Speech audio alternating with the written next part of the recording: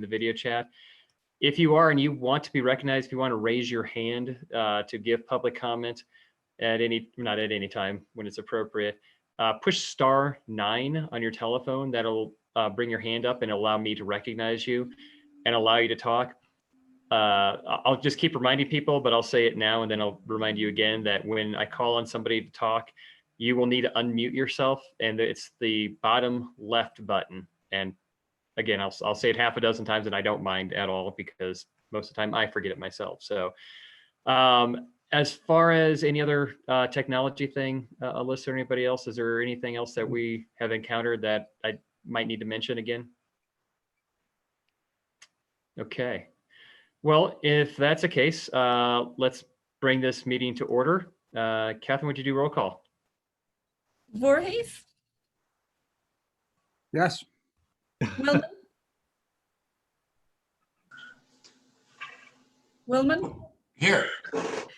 Kaup, Here. Godas, Here. Davis, Here.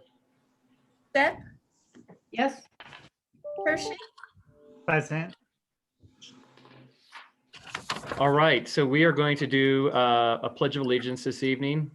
So anybody where you're at, we're going to, I think, flash this image of the American flag, and I will lead us into the pledge. All right. I pledge allegiance to the flag of the United States of America and to the republic Republic for which it stands, one nation, nation, under God, indivisible, indivisible, with liberty liberty and justice for all. All right. All right.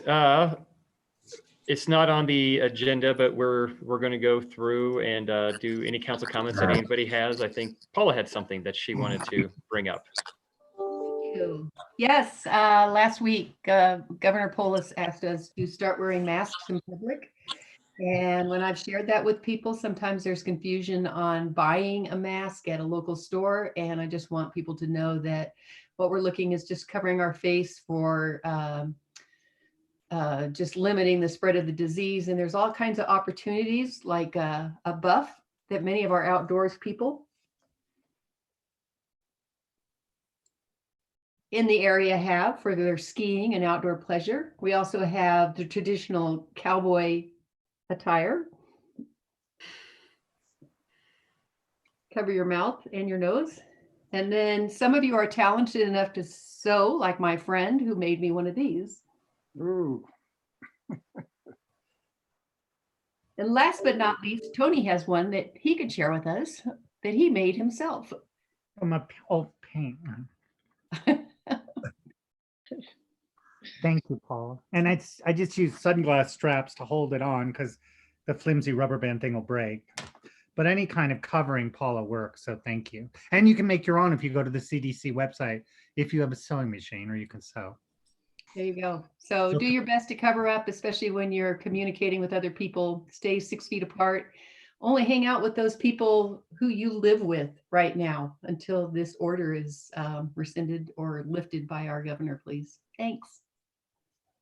Yeah, and I think we'll get to it. We'll probably talk a little bit about those face masks and what we want to do in our community. But I went to the grocery store on Sunday and probably 1 in 10 people had it.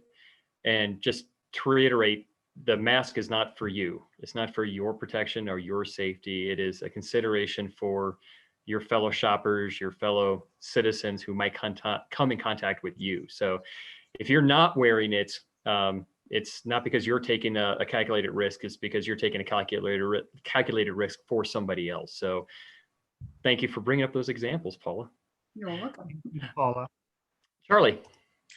Yeah, just one thing, and we may be going to address it later. That is, I think that we should consider holding meetings every Thursday at 6 o'clock or 6:15, whatever we want to pick, on non-council meeting nights, just to get an update on where things are.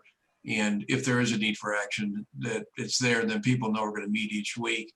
And they can tune in if they want to see, what's happening, updates. And, Deborah can start with kind of giving an update from the last week. I don't know how everybody else feels about that, but I just think it's important that we have regular contact as a council and the public. Does anybody have any comments or any feedback to that idea? How often are we doing the social media reach outs every day? I mean, every week? Wednesdays and Fridays, as long as our good natured volunteer still feels like volunteering.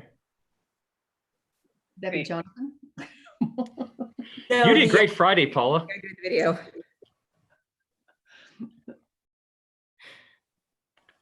But I guess what are people's thoughts about Charlie's suggestion? Shelley? I can support it as long as we have business to conduct. I hate to use the resources if we don't really have a critical update or business to conduct. So I just keep in mind that it does take staff time and other work to prepare those meetings. So if it's something that needs, that time is of the essence, as many things are these days, and we need to get to it every week, then let's do it. Otherwise, I think we can stick to every other week or our first and third Thursdays. Thanks, Shelley. Rick? I agree with Jonathan. Rick? Rick, you have to unmute. Bottom left. Rick, we can't hear you. Can you hear me now? I don't know that that's a particularly, good place for you to be, but let me just say that, if we did follow up with what Charlie's talking about, we should probably not conduct business. If we're going to go every week, we should probably observe the sort of rhythm that people are used to with the council conducting businesses on the first and the third Thursday. I could be persuaded otherwise, but I'm just trying to be sure that we don't have some sort of rolling schedule here by which people, aren't accustomed to any of the actions that we're going to take. And I think if we were to limit it maybe to 20 minutes, something like that on the odd meeting nights, that would sort of take care of a lot of the staff issues and what they might have to prepare. So just And Rick, that was kind of my idea, Rick, when I said it, nothing, not a regular, 14 agenda item every week, but just a brief update to the public and us as to what's going on. So the public is advised of things that we often see in emails and that we get from the government and other people, that just so they can be updated as much as we can do that. Well, and if I can, it might be just a way of taking some of the feedback that we're getting from people and give it sort of a wider public platform. Thanks, Rick. Steve? I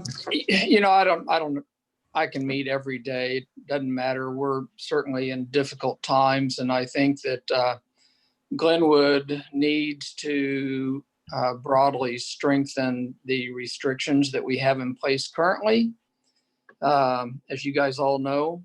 And I think that as we make decisions or as we decide to discuss those things, we may have to have much more frequent meetings, but I can't pin it on every Thursday. It may need to be day after tomorrow. As our numbers, our infection rates go up and as our death rates go up in Glenwood, I really feel the need to have more frequent meetings to increase our restrictions. So I'm hearing as many meetings as we need. I'm hearing short meetings every Thursday, and I'm hearing from Shelley that let's not tax our staff unnecessarily, which might coincide with the thought of the meetings as needed. Right. Paula, what's your thoughts? I'm flexible that I could meet every Thursday, but I'd want to make sure we have something to say and it's just not a placeholder. So I guess I agree more along the lines of let's do this as needed and be ready to do that. If you feel that Thursday is the best way to go, I'm definitely support that as well, if that's what the majority wants. But I don't want to have a meeting, I guess. It kind of, and I agree with Shelley. I think Tony, Paula, and Steve, I'm available to meet pretty much whenever. So I think I would leave it to staff to determine what needs to be addressed by council actions and when it needs to be addressed. And so I think doing the every Thursday, if that happens to fall on that, that's great, but we're having a meeting now on a Monday. So I guess I would be inclined to do that. I would say the one advantage of you guys having a set date is it's easier for me to plan. We have to have a meeting tomorrow night, get everything together, get it advertised is a little stressful. So if you want to meet more frequently, I would rather know when that is, and we can always cancel it. Carl is not always free every evening spontaneously. He's not? Here's what I would say is that from the standpoint of the rhythm with the public that Rick was talking about, as well as a rhythm for your staff, I think that if you want to meet more frequently, I think I would keep a placeholder at every Thursday for now. And I think that makes a lot of sense. I also agree with Steve that there are going to be times when we're going to be asking for and needing immediate responses on things. The good news is Deborah has a fair amount of authority to do that if we have to. But definitely, like I said, it does. I mean, we kind of had, we knew this one was coming over the weekend, but that just meant that I think a lot of us worked the weekend to get ready for today. And so it's nice to just know that it's every Thursday. And Carl, just one more thing, Jonathan. Not everyone in here has the same work schedule. And my schedule and your schedule may be different. And then Charlie's and then Paul and Shelley. You guys have to understand that I can't sometimes at the drop of a hat go to a meeting. Sorry. Right. So it does give that, I mean, if we just kind of put that as a placeholder, whether we use it or not, that seems to make the most sense to me, but it's you guys' call. Rick? Yeah, I just think everybody's looking for a little predictability here.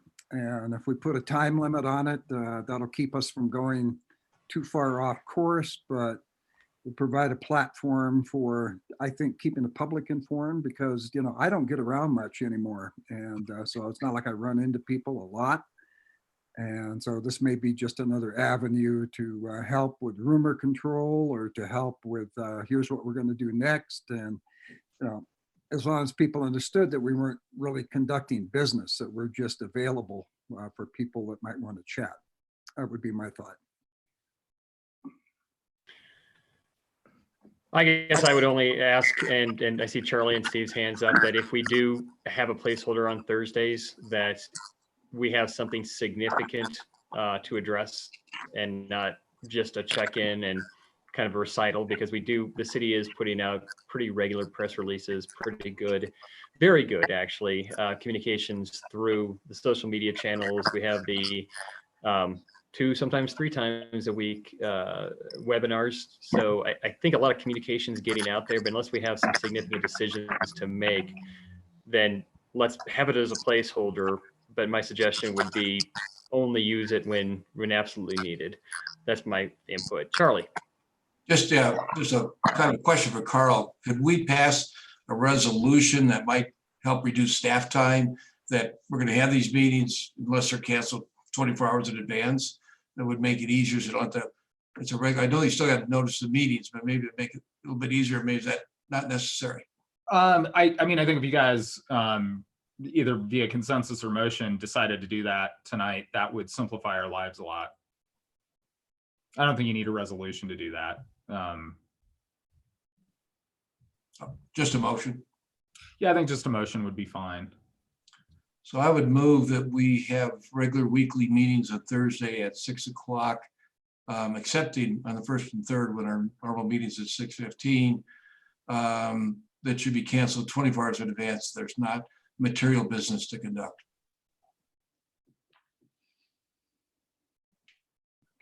Are you looking for a second? Oh, well. Well, I'll second that.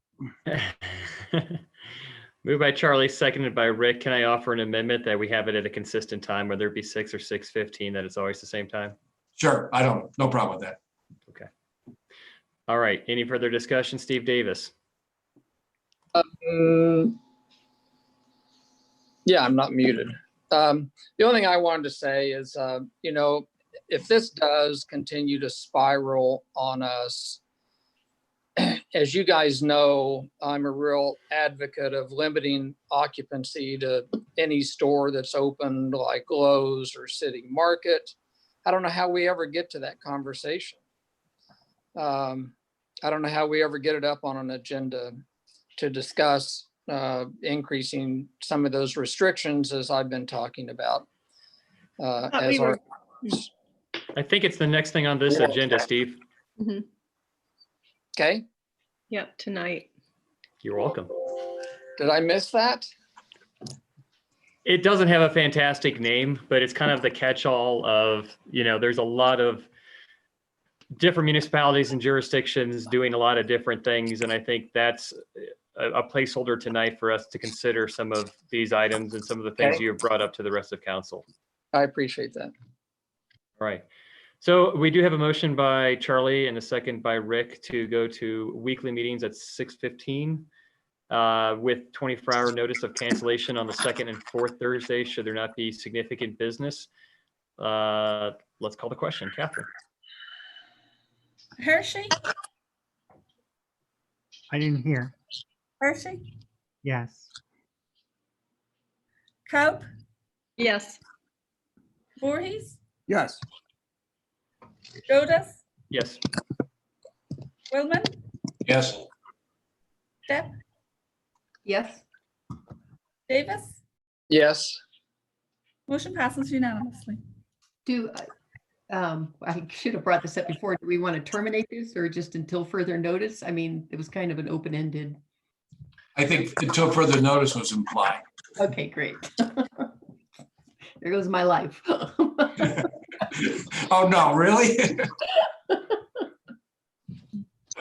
All right. Steve, I'm going to mute you because I think I get some feedback on you. Is that? Yeah, that seems a lot better. I'll unmute you when you need to. Okay, I know this is a special meeting, but Carl, do we want to take public comment for items not appearing on the agenda? I don't know that we noticed it that way, and I think most people are here to talk about the issue that you guys are going to talk about, so it might be better to just go ahead and go through that. Perfect.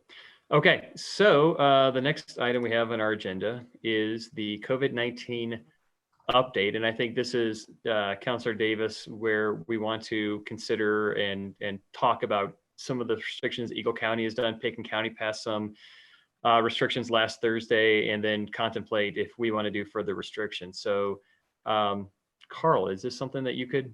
Yeah, Yes, I Sean? can at least lead us off. And it'll really apply to everything, not just the RAFTA issue, in terms of I pushed out to you a legal opinion from us. Basically that Paul Dadun was just wrong in the memo that he sent out to you. While he sort of looked at some high level issues, he missed the fact that the governor's executive order actually specifically said local jurisdictions can adopt more stringent regulations to address on the ground issues that are going on. That's also consistent. Tari Williams and I just talked through this relative to our tightening regulations on short-term rentals last week and how that fit in with the work that they're doing at the county level, and really that understanding that, we're filling in gaps. We're not trying to replace them as the public health organization in the county, but that we have certain authority under Title 32 and under the municipal code to take those actions. So I am comfortable that you as a council can take those actions that you deem necessary in the public interest, safety, and for the suppression of disease, both under the statute, under your charter, under the code, and under the state constitution of Colorado. So I think, the limitations would just be, are they being,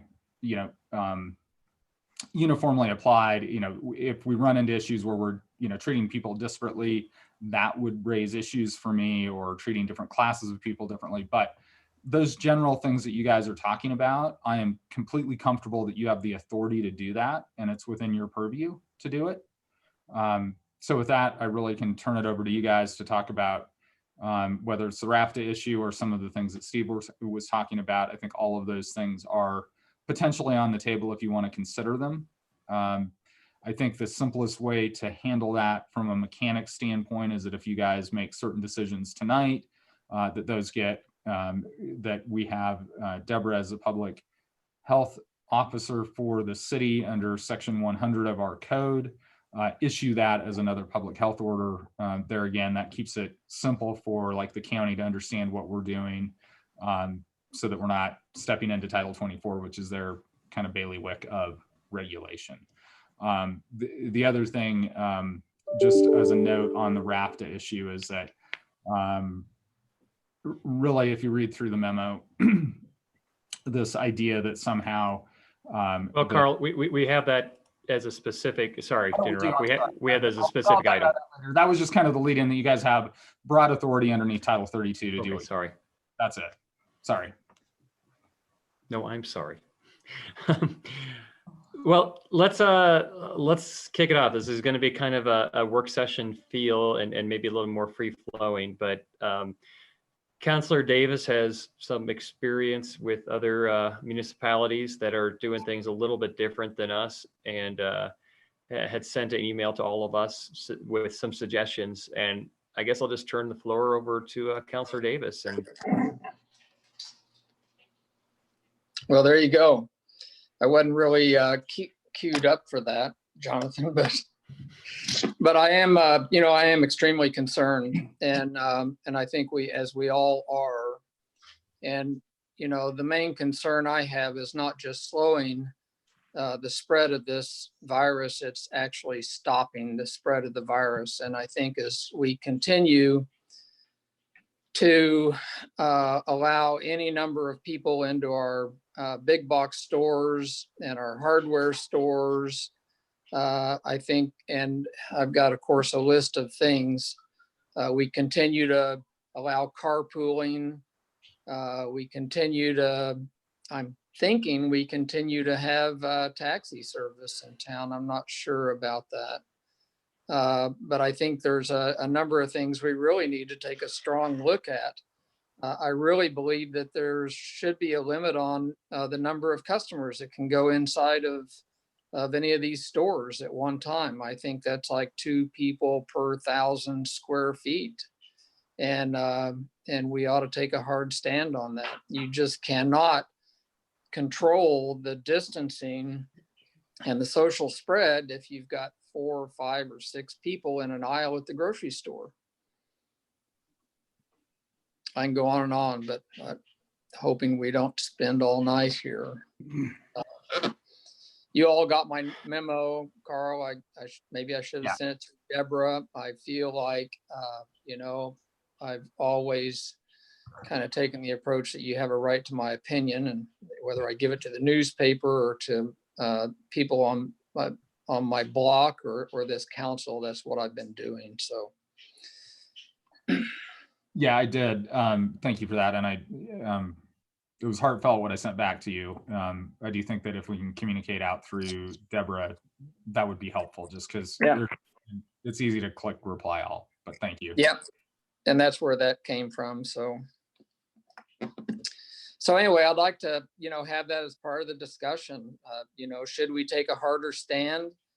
Or should we just continue to sit back and wait until we have numbers that we feel like are just unacceptable? And how many deaths are unacceptable? So if we could get to that, that'd be a great thing to do.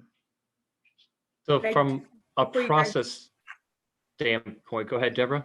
Before you guys kick off, I think maybe if you don't want to spend a long time talking about individual issues tonight, you could give us the general direction of you want to be stricter or not, and then we could bring you back examples and ideas.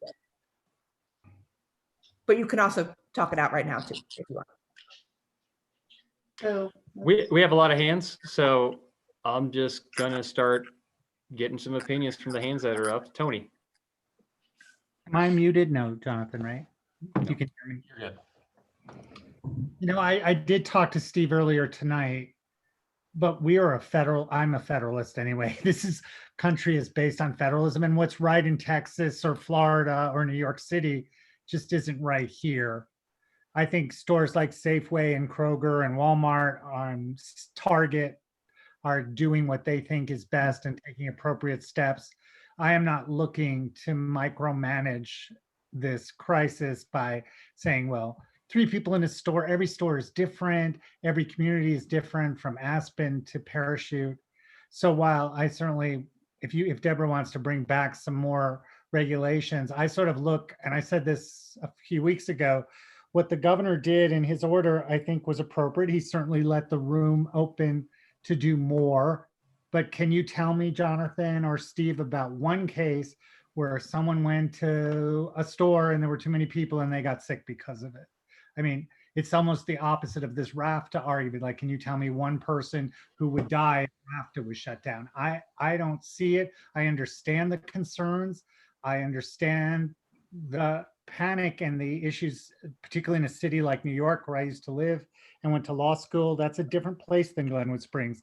And Western Colorado, and Colorado in general, is different than New York or Massachusetts or California. So I think, frankly, Steve, we have to rely on people doing the right thing.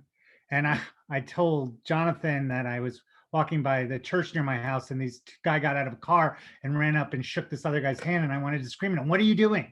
But I don't know that we can legislate away people doing dumb things. What I would prefer is to educate people. I'm not looking to regulate businesses. And let me be a bit of an optimist, and this will be my last words on the subject.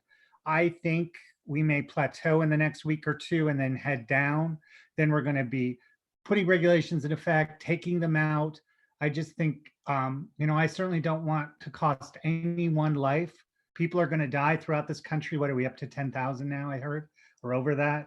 It's very sad, but I'm not looking to micromanage every single business and every single public act, because I just don't think you can, and you're just going to have more disobedience. And who's going to, finally, I lied, who's going to regulate this all? The 3 or 4 policemen we have on duty? Are you going to make the stores do it? I can't support something like this. I think it's too draconian.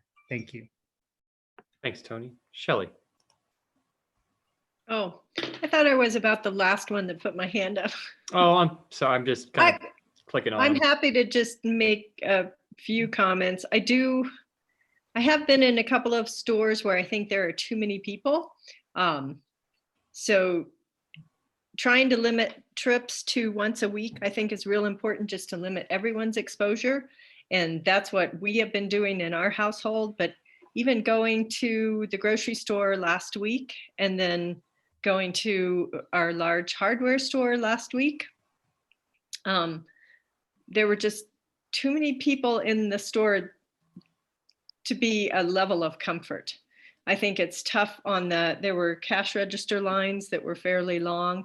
And when we're seeing that type of thing, I don't think it's being regulated by the stores themselves. So I have heard of other areas that are doing some kind of limit on so many people per so many square feet. I don't know what those numbers are. I'm sure we can find out some recommendations from somewhere, but I would be in favor of doing that at this time, especially with the other action that we're considering tonight.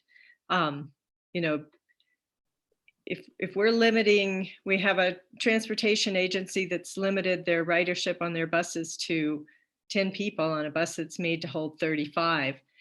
Those are the types of measures that are trying to make people safe. And I think for the stores that are still open at this time and providing essential services, we can expect them to take actions that also keep their employees and their shoppers safe. Thank you, Shelley. Charlie. Yeah, I think some limits make sense in a general framework. However, one of the first days after City Market started the 7 to 8 a.m. for us old guys, I went there and I was the 77th person, and they were only letting 75 people in the store. So a couple of people came out. I went in and did my shopping and came out, and there was a line across the front of City Market with people standing back to back, which didn't make a whole lot of sense to me. I have since declined to go in the older group in the morning and go in the midday and try to keep it, as Shelley indicated, to 1 time a week. And I found there's actually fewer people in midday. So I think spacing it out, people seem to naturally get there. And I think we have to be careful about putting numbers on, because we might inadvertently get lines out the door that are not going to be easy to control, even though shop owners may be able to control people in the stores. I do think, and I wasn't a proponent of this even several days ago, but wearing a mask in the stores and encouraging that, and what Tony said, encouraging people to be vigilant about what they're doing and trying to follow the regulations through education might be a better way to approach it, at least now. If we have numbers going up, I would, and I'm not talking about waiting a long time, therefore the weekly meetings, if we really see numbers going up and spiking over the next few days or between now and a week from Thursday, I might change my mind on limiting stores and the number of people in stores. Those are my general thoughts. Councilor Voorhees. Dr. Councilor Voorhees. Be careful. I'm not making home visits here. But, my friends, I would say if this was a normal time, that I would be the last person to come to you and say, let's micromanage our way through this, and let's, create these rules that'll, cause us to have to enforce them regardless of how much it costs. I just remind all of us that this is a pandemic, and the projections are not good. Even the White House says 240,000 people will die. They won't all die here in Glenwood, but you can be sure that somebody we know, somebody we love, is probably going to be intubated and may not make it out of the ICU. And I don't want to tell myself after I'm off council, or even, now, that I didn't do everything I could. This is a virus. This is like having a vampire go door to door. And if we can come together and put a stake through this vampire's heart, I think people will be grateful that we did this, regardless of whether they feel that they've been intruded upon or micromanaged during this time. I think if we somehow make a difference and one person doesn't die, it's probably worth this whole discussion we're having tonight. And it's certainly worth some pretty severe actions that we can take. We can always back off those if those are not valuable, if our wisdom says, gosh, maybe we shouldn't have done that. I can't imagine that right now. This thing is moving very, very quickly. 50% of people may be asymptomatic, and we're going to say, well, we don't know who they are, and we don't, because we don't have the test for it. But we're just going to say, we're not going to take any precautions against people who may be infected and may not know it. And so I trust the heart of people in Glenwood Springs, and I trust their common sense. And I think that they would use their common sense if they knew that they were infected, to do something about that. But we don't know. And so this uncertainty that we're in, this uncertain time, I really think that strong action is needed. And I would say, let's forget the ideology. Let's forget, the sort of political ramifications here, and put people first, put economics second, and go back and put common sense first. Thank you. Thanks, Rick. Paula. A lot of good points, and a lot kind of overlap each other in their good sense. So from my personal perspective, number one, control and putting ordinances in place and that type of stuff is our job. I understand that. Sometimes they're tighter than normal. But we also have a situation here in Glenwood that's a bit of an anomaly because we only have one larger grocery store. And as Charlie said, I tried the earlier hour endeavor, and it's very crowded because people think those are my times. That's when I can get service. That's when I'm most protected. And large volumes of people are there at one time. So however we set up a restriction, I think we should really kind of look at maybe not what they're doing down where Steve's at right now, but what works for Glenwood. If we have a store that has limited hours now, is serving a population of 10,000 in the proper city of Glenwood and larger than that when you look outside of it. And we have people standing in line already on these 75-person day hours on some mornings. And we've got to kind of look at what else could we do? Can we, and this would go back to Deborah and staff suggestions. Maybe it's by ward, you get to shop on a certain day. So maybe that's a way to kind of limit it. If you're an essential service worker, you get the weekends. So I would just like to see some other alternatives from the staff to go, here's other ways we can limit people in being at the stores. And then like Tony said, really educate and ask people. I think sometimes when we ask people, they're going to turn up and go, yeah, I'm going to try to do my best here. So I just have a hard time saying we're going to follow this one example because that's what we saw somewhere else and it was working, because we have different situation here in this town with virtually a one grocery store town, even though I really appreciate the services that Walmart and natural food stores and Target provide, they don't have the full extent that you get at City Market right now. So those are my concerns is let's do the right thing if we restrict this. That really works for our community. All right, I'll see no more hands up. I'll make my comments, and then I do see a hand up among the attendees. I'd love to get a couple public feedback towards it, but I think my philosophy would be more in line with Rick's and less with Charlie's. I think waiting for the data, waiting for the spike in infections, waiting for additional deaths, and then acting is acting after the horse got out of the barn. And I don't know that any one of these actions will prevent a death. I don't know if all of them combined will prevent disease transmission or deaths. And maybe it's just the sense that I feel like we need to do something to, even if I don't know if it'll work.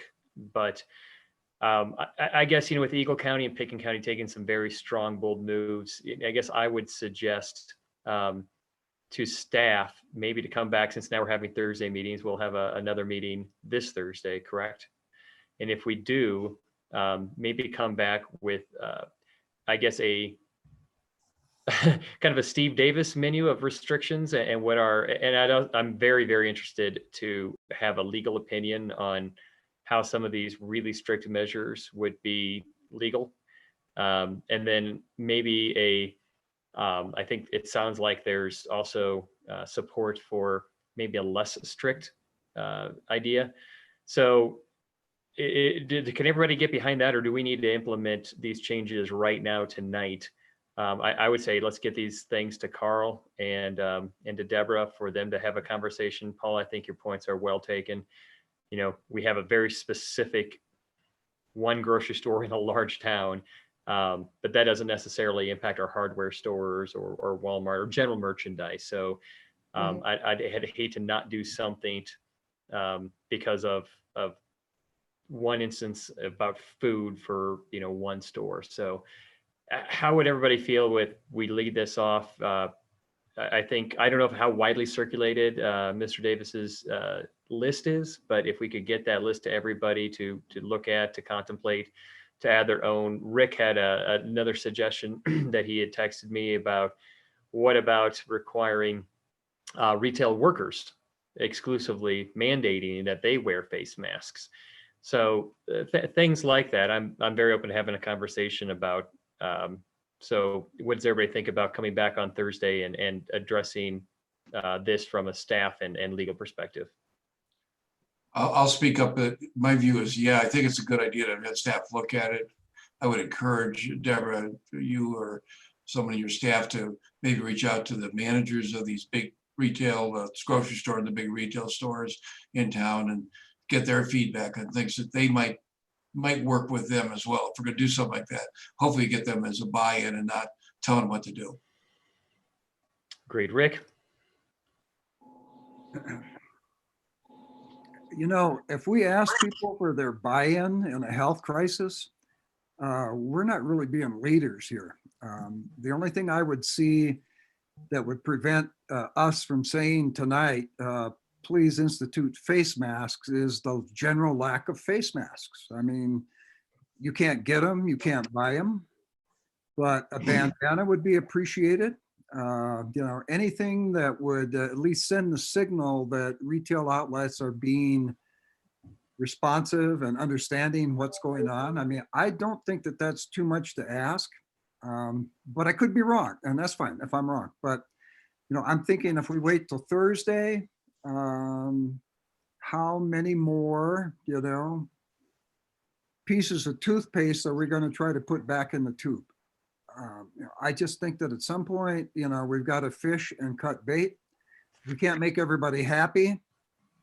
Even if we could get an 80% compliance with this, because the good citizens of Glenwood want to be responsive, have been responsive, and understand the need, would be a lot better than waiting for a legal opinion in 4 days, in my opinion. All right, thanks. Shelley. I just wanted some clarification, Jonathan. Are we talking about pushing just this discussion specifically to our retail stores out to next week, or more of a broader discussion on response? I guess what my thought was, I think a lot of these suggestions, a lot of these restrictions in Eagle and Pitkin County specifically have happened in the last 24 to 72 hours. And I guess in the vein of trying to make everything as regional and consistent as possible, that's kind of where I would like to address some of these things. I don't want to be the island, and maybe we are in the county of Garfield County, but I would like to align ourselves more closely with Pitkin County and Eagle County's restrictions than Garfield County's right now. Personally, I think if we reconvene in 4 days on Thursday to address things like that and have staff recommendations and legal recommendations, because a lot of the things that Councilor Davis had suggested have only come in the last day, and so I don't think that staff or Carl have had a time to really vet those and make recommendations to us. Right. So I guess that would be my suggestion. But if Rick wants to make a motion for face masks right now, I don't think there's anything that's stopping him. And I would support having that broader conversation too. I think it makes sense to have some consistency regionally, because we do have a lot in common with towns like Eagle or, Carbondale, more within the region. So that makes a difference. I guess what I wanted to add on to that was just if we're going to meet again on Thursday, I'd also like to open up this conversation to a little more discussion of how we as a city and our organization what's our organization for our emergency response team, if we, and I don't know that we have set one up formally. If we have, I mean, I know Deborah is the manager of that and running things right now, but I'd like to kind of see how we have that organized among staff and how council can have a little more of a role in providing some guidance and leadership on that, not to micromanage at all, because I think a great job is being done. But as this goes on, as we have prolonged battle and trying to contain spread of the disease, and also looking more to economic recovery, I think it's real important that council has a role in guiding policy and, discussing some of these issues. So I'd just like to put that out there. I'd be interested in having that broader discussion and ways that we can support staff and ways that we can support the community as we head into a more prolonged economic impacts and wanting to help, support our community either through services or through assistance to our small businesses. Thanks, Shelley. Councilor Hershey. For the Oh, the EOC concept, we don't have a formal EOC. We are participating in the county's IMT. Right. So I have daily check-ins with majority of my department heads, and check-ins every other day with all of my department heads on how they're managing the city. But as far as it, we have not set up an EOC because we are technically nestled under the county's EOC. Right. And it may not be an EOC. That's, I don't want to mix terms with the county with that formal organization, but maybe just having, I'd be interested in having a team among the city staff that is actually formally has that kind of emergency response title and duties. I mean, I know you've all taken it on right now, and I applaud everyone and the work that's being done, but I'm wondering if a little more empowerment and discussion on that issue would be helpful. And I guess maybe it's something you guys should talk about what that means. Right. And that's what, if we could put that on an agenda, that would be great. Councilor Hershey. I'd like to speak because I keep getting interrupted, Jonathan. You're next. Permission Thank you. permission granted. You know, Rick is a student of history, and I would point him to the 1920s and Prohibition. There is nothing worse than creating laws that are going to be disobeyed. And all you have to do is look at those pictures in Florida where one county allowed people on the beach and one didn't. I mean, I think we're all struggling here because of a lack of leadership, not from our governor, who I think has done a great job, but maybe on the federal level of inconsistency. Glenwood is a small little town in a smaller state. I mean, I'm certainly here, as I've said, to protect these people, but I don't want to do things that are going to have to change every week. And I frankly think this is a bad idea. I'm not going to support micromanaging and frankly, this power grab to run people's lives. I would hope that people are educated enough that they are doing the right thing. You're never going to convince some people, and somebody like Russ Talbot, for example, like that he can't do what he wants to do because this is America. So I think it's a very bad idea to send people underground, to force businesses that I think are really doing the responsible thing. I was in Walmart. They are social distancing. They are limiting the number of people in their store by square feet. If when these businesses open, these other businesses, when the governor allows that, hopefully the situation will be better. But like Paula made an excellent point about our city market. People are desperate and they go when they can, and they're going once a week or once every 2 weeks. I'm just not looking to micromanage this. You know, Carl reminded me of a quote, and I'm looking for it. Give me 1 second. But I think it was from Rahm Emanuel. He said, "You never let a serious crisis go to waste." And what I mean by that is the opportunity to do things you could not do before. Well, that's positive and negative. And I think I'm frankly hearing from some people on this board a sort of a power grab. And as a more conservative person, I can't support micromanaging people's lives. To some extent, you know, we have to legislate and do things, but this is a city council.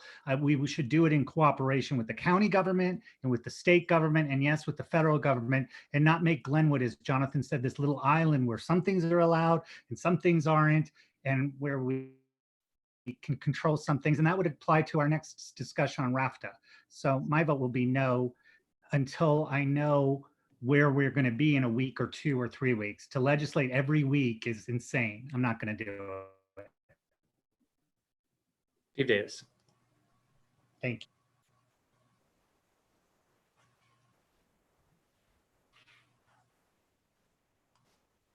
Steve? He's Yeah. muted. I'm here. Did you call on me? I did. It's certainly not a power grab, Tony. I am absolutely the last person that would want any government control at all. And I'd love it if you could just leave it up to people to make their own decisions about what's good for this community and what's not good.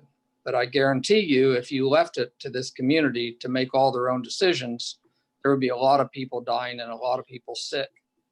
It doesn't take anybody to enforce some of these measures. You certainly don't have to have a policeman come knock on my door to tell me to close my shop. My shop is closed. I am okay with going to Thursday. I don't think we really have the time tonight to discuss these things. I do have a laundry list that I think is incredibly important. You know, I don't think contractors should be inside your home tearing out your kitchen right now and sharing that space with you. And yeah, that's a control, trying to protect everybody, not forever, but for the next 2 or 3 weeks or 4 weeks until this wave gets past us. The grocery store that I know of, where they have a plan in place that works very well and they limit it to 25 people, it serves a community of 14,000 people. And there's virtually no lines because everybody's figured it out. So, you know, I'd hope that you guys before Thursday maybe would go back and read my memo one more time and look down that laundry list and do some soul searching. I can't sit here and when this is over, wonder how many lives we could have saved. I'd rather make the wrong decision now to save lives. Thank you, Steve. Paula. I just want to go back to, I would support having the city come back, having the staff come back to us with some ideas. I do think we need to put some restrictions in place. This is kind of off the cuff. There are things that are very important to do, as Rick says, but I think I don't want to just throw darts here right now. I just want to get some information so we can put this together and really have a solid discussion. I agree with Steve, and I would like to look at his list again. I appreciated getting that today. I just want us to be able to kind of go through and go, give us some options, you know, show us some alternatives of what we could do that works for this city. And I think, Jonathan, you had mentioned maybe even going back to some of these larger retail chains to say what else can be put in place. I saw today that Walmart had closed down to one entrance, so they have a little bit more control. That's great. I know every business in town is thinking day to day, what do I do next? So, and I'm seeing that from my own perspective as well with people that I work with. So if Deborah, one more thing to put on your shoulders and staff shoulders, but I would like to see some stuff that we can consider as it comes out and not wait till, you know, a few hours before. And you don't do that. I mean, normally we see things the night before, but whatever we can get to start chewing on, that would be great. And obviously we can start with Steve's list that he sent out earlier. That's my feeling, is give us some information so we can move forward. Deborah. I was just going to say, I think I hear what a majority of council wants. To Paula's point, give us some time, because I mean, I know why we did the vacation rentals and hotels the way we did, but it was so quick. Like you guys decided Thursday night, Carl got the order written Friday and it was Monday. And so we didn't have a lot of time to do things in the best way possible. So I would say, give us some leeway. It's going to take a little bit of time for us to look through all these issues, and we'll start bringing them back for your consideration. And, you know, I think I would just say that the Eagle and Pickens County, who have done these restrictions and have gone down this road, have had the advantage of having a formal EOC that meets daily and includes municipalities and EMS, and we have not had that advantage in Garfield County. So these discussions have probably been happening for the last several weeks in other communities, and they just haven't here. So I think we're maybe a little behind the 8 ball in having the conversation, but I agree that with Deborah and Steve, that this is something we should probably let the staff take a crack at and come back to us. If that is the majority and I can get it to some random head nods that let's address this Thursday and see what staff has for us, then we can move on. But before we move on, we have 2 people in the audience that have their hands up that would like to comment on this in general. I'd love to get some public comment on that if that's okay with everybody. So give me some head nods.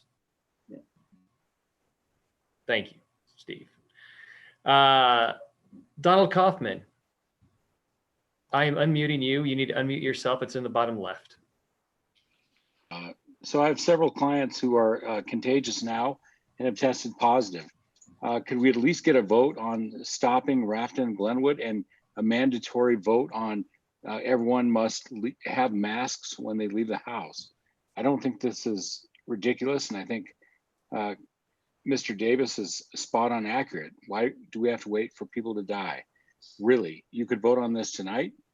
RAFTA could be stopped. That's a point of contagion.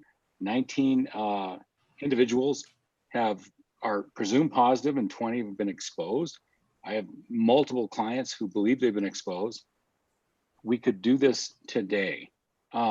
Mandatory masks would be very, very simple. Please, please be proactive and pragmatic. This isn't civil liberties. This is pandemic. Thank you, Mr. Coffin. Kevin Brady. There we go. Hi, actually, this is Sharon. Down at our small store, we've already instituted curbside pickup and delivery. People do walk up, but we do not allow them in the store. We are all wearing masks. We believe that this is the best way to further safety for our staff and our customers.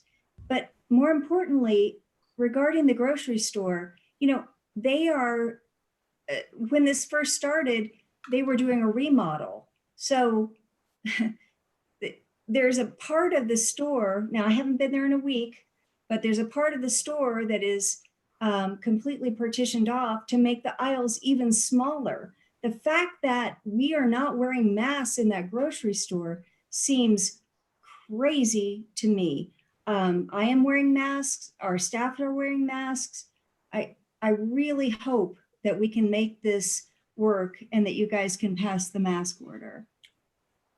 Back to, just something that Tony said. Whoa, sorry, is this Kevin now? Yeah, this is Kevin. Okay, thank you, sorry.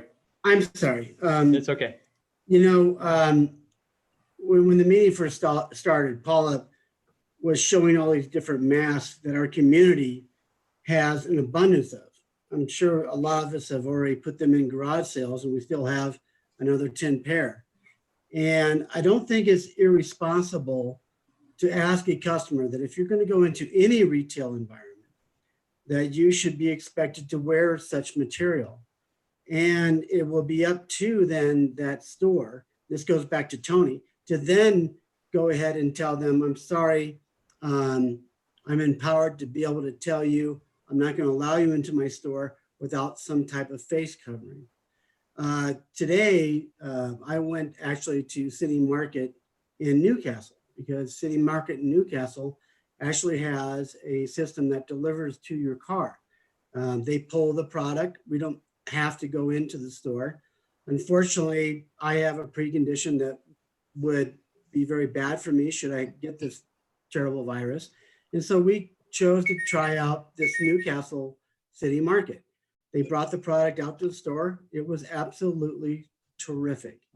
I don't know why our City Market isn't there. I don't know why we can't ask these other retail businesses to perhaps look into this or ask them, where are you in the terms of developing a program where these products can be pulled and delivered to your store? That's just some of my comments. I'm getting a weird thing on my screen. Thank you folks for listening. Thank you. Thank you both. Thank you from the retail side. Chrissy. You're unmuted. You need to go to the bottom left and unmute yourself. There you go. Am I unmuted? You're fantastic. All right, perfect. Can you see me? No. Nope. All right. First of all, I gotta say, I love the online city council meeting. This is perfect. I can actually hang in for 4 hours for the most part. I would, and I know this is new for everyone, but I would love to see if there's some way that we could actually kind of have the chat come into play, if staff could monitor it, just for the sake of time. When I looked at the agenda today and it said 6 to 11, I was like, holy crap. But I know everything takes a lot of time. But I think there's some points that we could be making or some general questions that we could be asking that could be filtered out by the chat feature. And I don't know what the legality of that is at all. So I also have to say, I looked at the agenda and I was like, wow, how many hours for a RAFTA discussion? So this whole additional discussion was new, and I'm glad I'm here for it. And I don't have a firm opinion on it. Like, I listened to Rick and he's super intelligent and I get it. And I listened to Tony and I agree with portions of that as well. And without any kind of time to formulate those opinions, you know, I don't have a firm opinion right now. My observations are that I appreciate Glenwood Springs, you know, being at the forefront of this. I feel like Garfield County has not taken a great step forward. I get a lot of my information from Gunnison County. You guys might know I'm originally from Crested Butte. Their public health department, their county government is on top of it. They have individual groups for businesses. They have 2 updates a day. They actually just went to 1 update a day because their numbers are going down. But I've really kind of like relied more on Gunnison County than I have Garfield County. My point right now would be that, you know, we're not an island. So you guys can make decisions that are going to cut us off from the rest of the county, but without a consensus from our valley, it's not going to be effective and it's just going to be disruptive. That's kind of my point right now. Right, thank you. So I will bring it back to council for any motions and or discussion, but if there are any motions? Oh, here we go. Sorry, I had to click on the right thing. Sorry. Councilor Voorhees.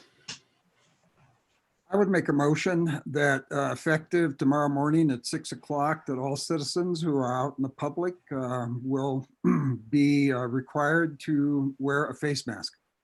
And that includes retail workers, anybody that is in close proximity to any other human being. And I'll leave it at that. It's impossible to enforce, Rick. A lot of people don't have masks. It's too soon. Is there a second? Yeah, I'd second that. It's ridiculous, you guys. You're being ridiculous. Thank you, Tony. There is a motion and a second. Go ahead, Shelley. Oh, I have my hand up when you're ready. Yes. Yes. Well, we have a motion and a second. So further discussion, Shelley. I would just like to ask Rick to amend his motion. There's a reason that the governor's order for the recommendation on face covering does not say masks, and that's because we have a shortage of masks and PPE equipment for our medical providers and our EMS personnel.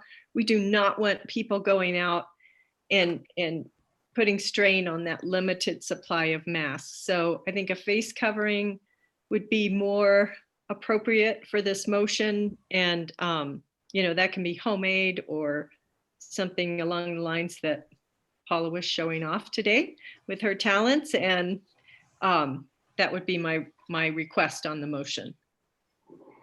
I stand corrected. Is that acceptable to you, Councilor Davis, as a second? It is, yeah. Thank you. Okay. Paula. 2 questions on this. Is this in coordination with Governor Polis's request already for people to wear face coverings? His is more of a request. Ours is going to be mandatory. And by mandatory, what are the geographical boundaries we're talking about? Now, are you asking me? I'm sorry, I was on mute. It's going to be, I'm assuming Rick means within the corporate limits of Glenwood Springs. Exactly.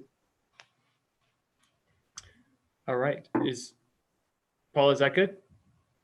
Right. And then does this, Carl, is this, this is stricter than what the governor requested last Thursday or Friday? Last Thursday or Friday was more of a. Yeah, this would be more in line with, I think, what Pitkin County and Eagle County have instituted in the last 24 hours or so, requiring that. as a pragmatic matter, while it might go into effect at 6 a.m., we're going to follow up with an order from Deborah tomorrow morning and need to push that out. So obviously tomorrow is a transition day, if you will.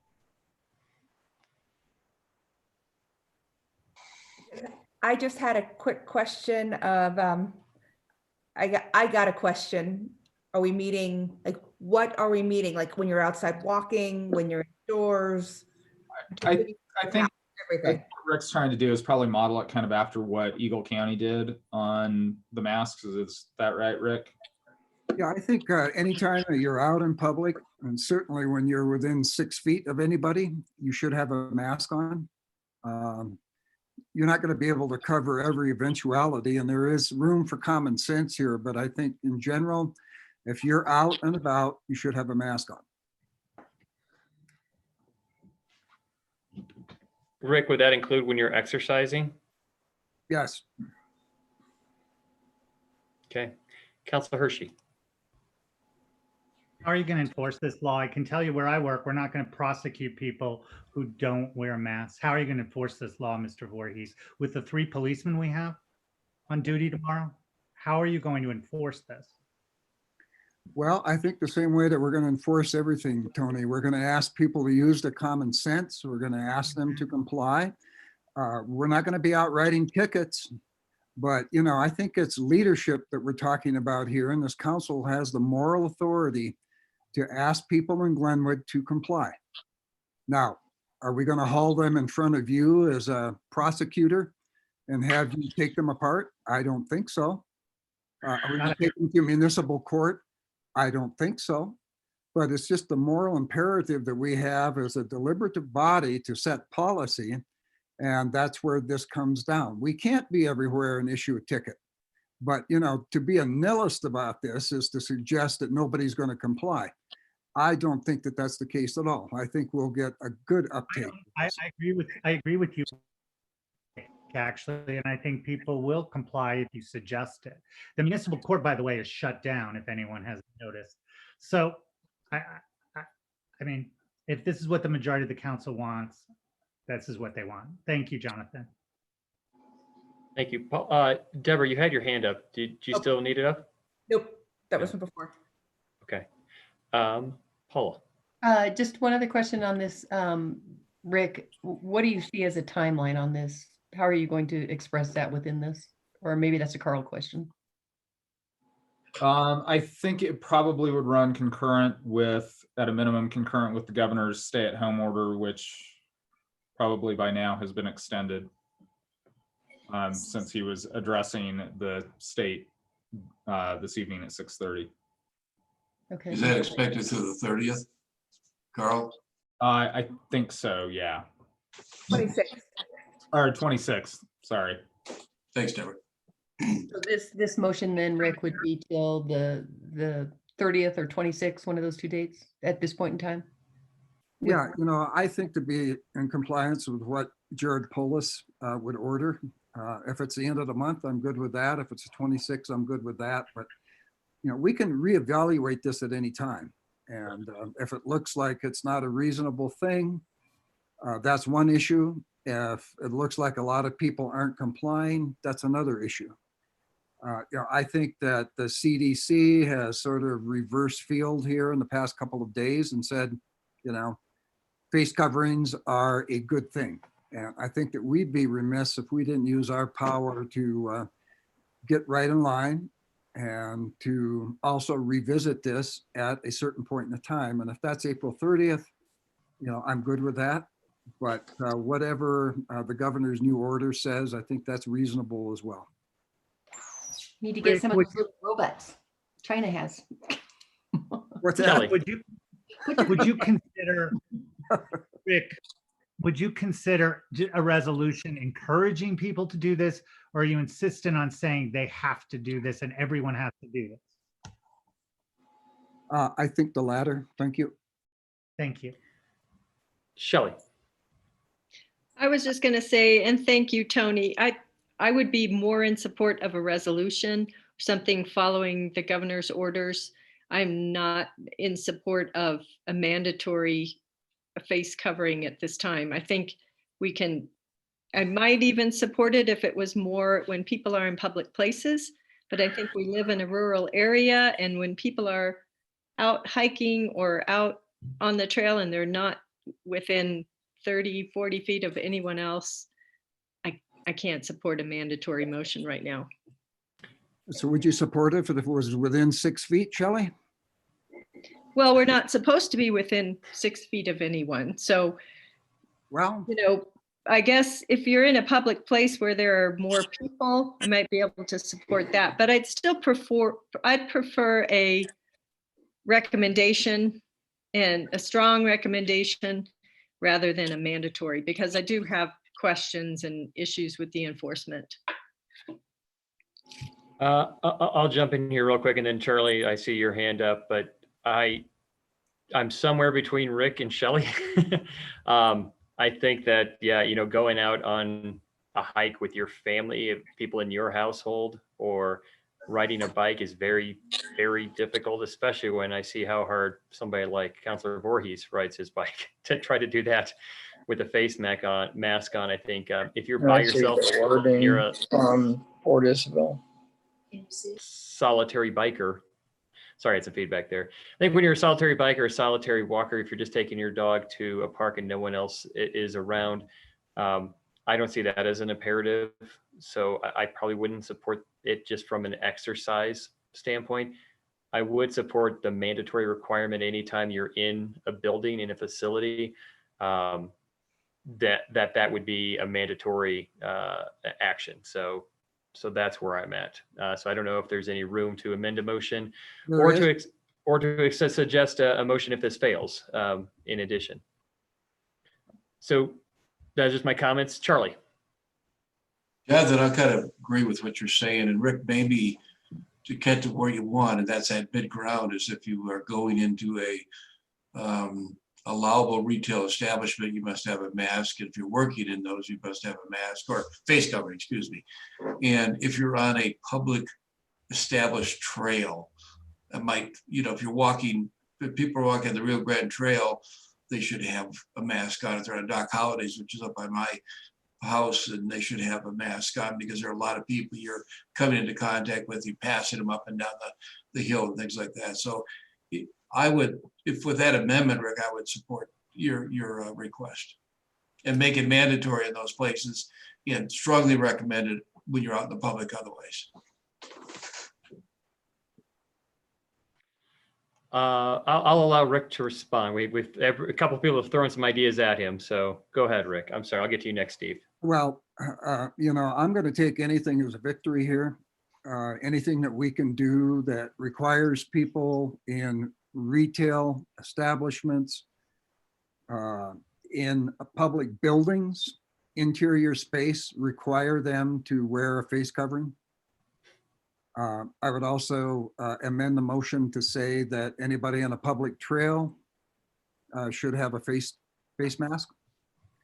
And then I would go with what Shelley said, that, we would strongly recommend that anybody else wear a face mask. I mean, if that's what it takes to protect our retail workers and people who are shopping, that's where I'd come down.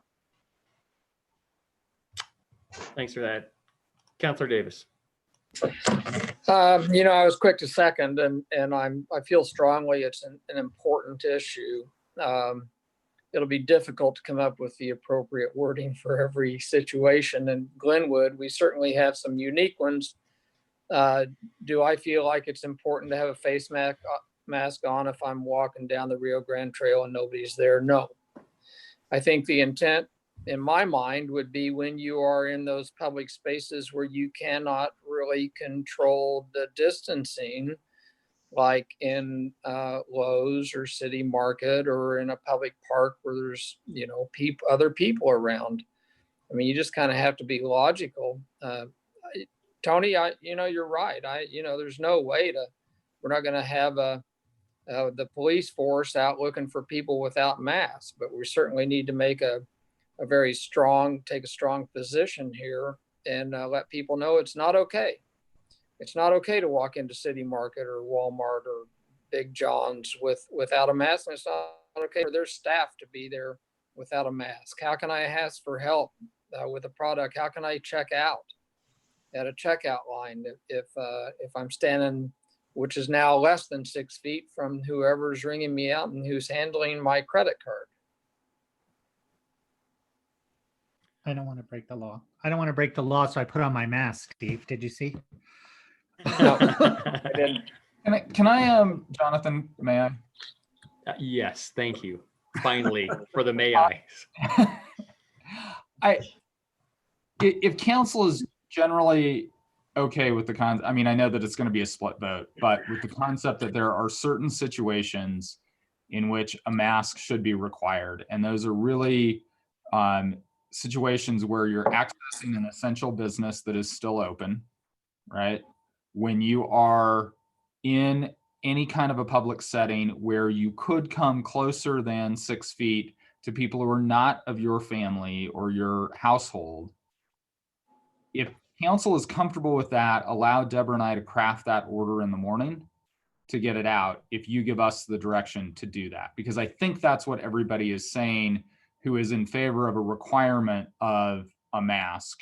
I recognize there's going to be 2 or 3 votes potentially that just want to make it a recommendation. But if I understand what I think is the majority, that's what you're trying to get at, and give us some time to work on the language with clear direction that that's what we need to do. Carl, can we please make that face covering and again, stay away from the mask? I'll get the language right. I'm shorthanding right now. Right. I'm 12 hours in. So.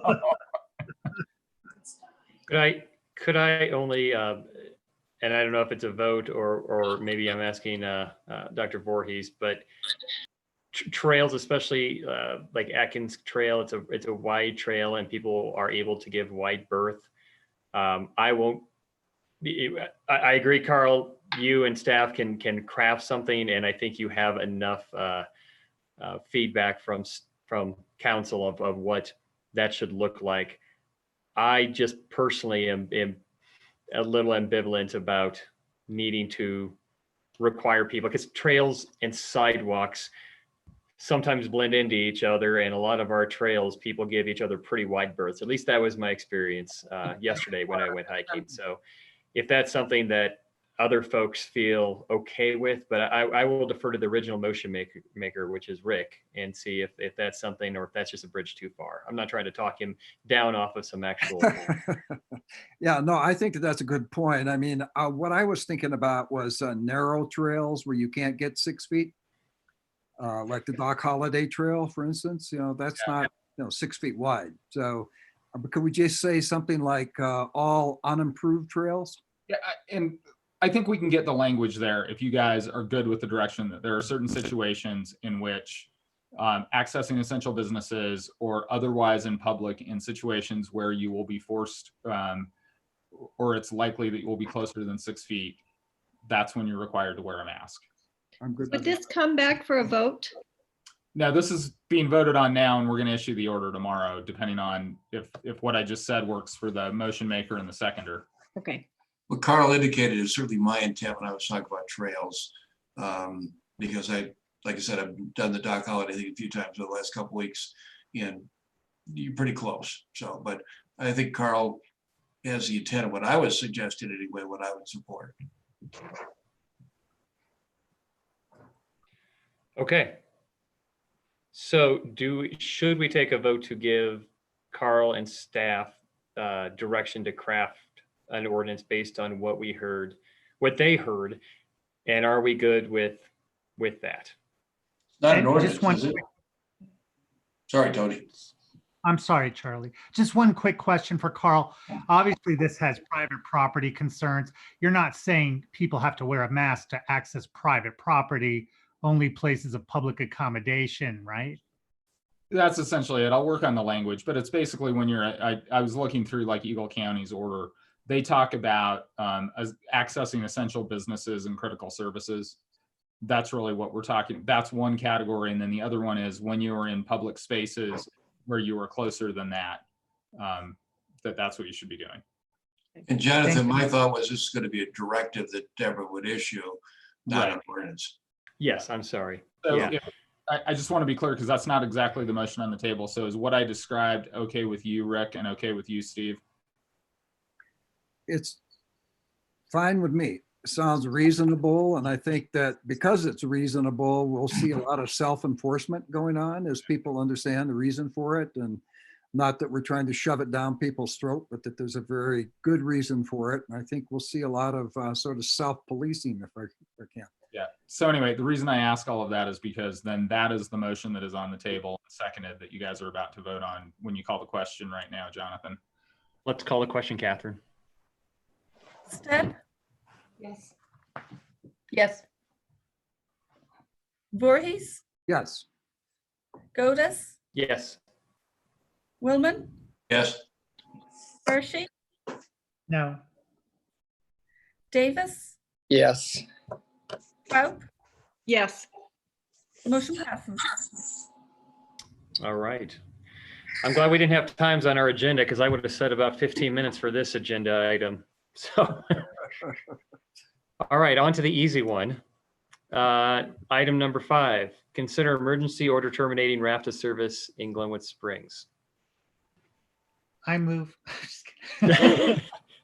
I know you want to have public comment. I was joking.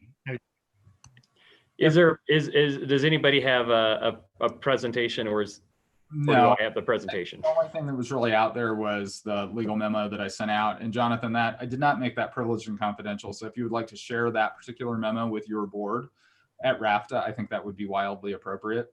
Okay. Anyway, just running through it again, you guys, 1, the governor's order doesn't limit your ability to exercise your police powers.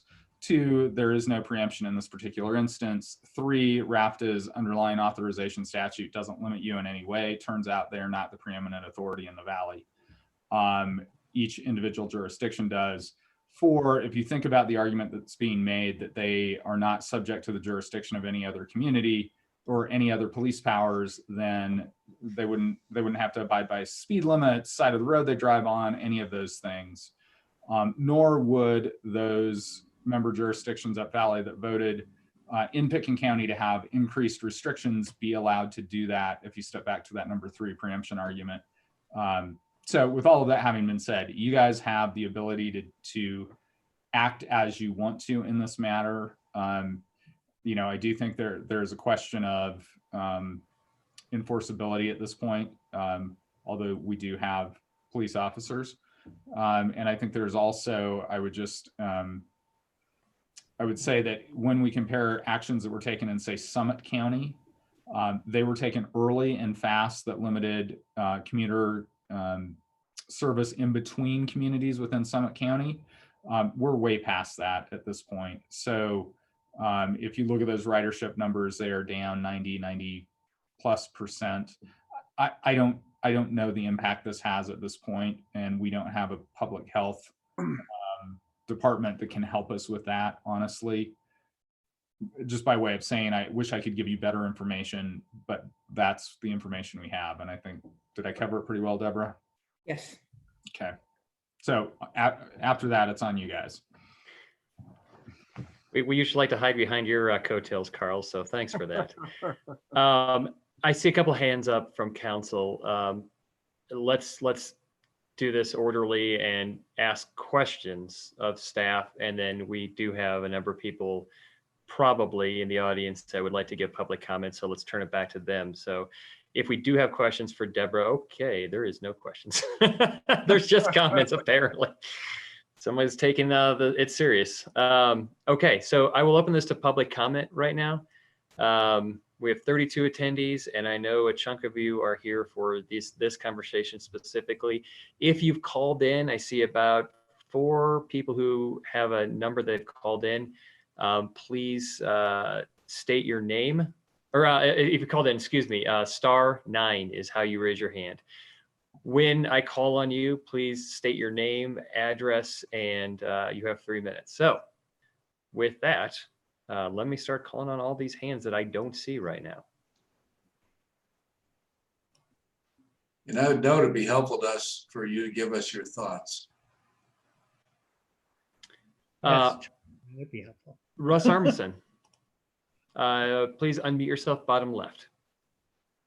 Yeah, There you go. hi. Thank you guys for making this venue possible. I don't really have, I've got a question first of all, because there really has been little or nothing published in the paper or other public information about what exactly this plan of possibly closing RAFTA through Glenwood is. And I wonder if before we go into public comment, before we make a lot of comments about possible issues with that, if we could get a quick recap about what the council or the city is actually looking to do. Yeah, I can take that one, Russ. I appreciate that. Normally, we don't go, as you know, back and forth, but I think that is a great clarification for folks. What we're potentially looking at is an ordinance similar to what Rifle took last week at their meeting on, I believe, Wednesday evening, which would temporarily discontinue RAFTA service to Glenwood Springs. So they would not be able to pick up or drop off passengers within the municipal boundaries of Glenwood Springs. I believe that that's all it includes. It does not preclude RAFTA from utilizing I-70 or Highway 82 to transfer to go through our community. It does not preclude RAFTA from using their existing facilities, their bus barn, their maintenance facility in West Glenwood to service their buses. It would only apply to citizens being picked up or dropped off. And that is based on what Rifle has done. And so if there's additional restrictions or less restrictions, I think we'll have that conversation, but I think that's the basis of it. All right, if everybody, I'm looking at Carl as to kind of give me the nod like that's it. Okay. Let's go back to attendees for more public comment. And Russ, if you want to give public comment in light of that, there you go. Okay. Can you hear me okay? Fantastic. Okay, great. Yeah, thanks. I'll keep it pretty short, but I have some real concerns about this concept of shutting down RAFTA. And I'm sensitive to Don Kaufman's earlier comments about actual people that are coming in that have been exposed in the RAFTA environment. Nonetheless, there's a couple of things that concern me. One is what I think is going to be an unequal impact on different slices of the population. I think basically those with less resources are more dependent upon RAFTA. And I think there's a strong case to be made that it really is essential service that needs to be kept going to some degree, in some way, to each of the cities within its jurisdiction, unless, like the city of Rifle, they want to voluntarily give that up. So I'm concerned about unequal impacts. I'm also concerned about the long-term harm that this could possibly do to RAFTA. And RAFTA, as you know, is an institution that we've spent decades in this valley crafting together and bringing together communities in a partnership to provide this essential service. And so I'm cautious about seeing us put it on hold in any way that's going to worsen the ability to operate effectively going forward. So other than that, I'm all for anything RAFTA can do to make the bus riding environment safer, if that means cutting the occupancy by half on some of the buses, or possibly requiring masks or hand sanitizers, whatever. You know, I'm sure there's a lot of great ideas on how we can make it safer, but don't shut it down. I think that would be a mistake that we would long regret. And thanks. Sorry I don't have my video working, but I appreciate you listening. Russ, I think we know what you look like, and we appreciate the comments. So thank you very much. Lastly, did you want an address? I'm sorry? I didn't give you my address. It's 1019 Riverview Drive in Glenwood. Thank you very much. Appreciate that, Russ. Don Kaufman. Don Kaufman, 926 Bennett, Glenwood Springs, Colorado. Thanks, Russ. I love you. I love the mayor. I love all the council members, and I love RAFTA. But RAFTA needs to be shut down. I represent tons of drivers and other workers on RAFTA, and riders on RAFTA, and several. 19 have positive symptoms. 20 have been exposed, and there is no way to social distance on a bus. We need to keep RAFTA. RAFTA is critical. Blankenship is a great individual. This is an amazing company. It's a great asset to our community, but it needs to be shut down just temporarily to give the community the ability to get past this virus. It's just common sense. Monday morning, one little kid has a cough. By Friday, everyone's running a fever. This is, no matter how much they disinfect the buses, this won't work. RAFTA needs to be shut down, at least temporarily. And in Glenwood, it would actually help the citizens of Glenwood tremendously if this point of infection was stopped. I love the mask requirement now, but that's not enough. I mean, if one person coughs, this contagion can live on a bus for 48 hours and infect many citizens of Glenwood. So please, please, please pass this resolution, stop the bus from stopping in Glenwood, and let's move past this virus and reinstate RAFTA as a critical part of our community and the Valley at some point in the future. Thank you. Thank you, Don. I appreciate those comments. Thank you, Russ, as well. We've had 2 public comments. We have 32 attendees. There's a lot of people that look like they could give comment. I'll keep public comment open for a few more seconds. Okay. Oh, there we have one. Sorry, don't mean to gin up too much. It comes off as 1774 board. I'm going to allow you to talk. Please announce your name and address. And I don't know how you should talk. I think either *9 or bottom left mute button. Well, can you hear me, Jonathan? I can hear you fantastically. Yes.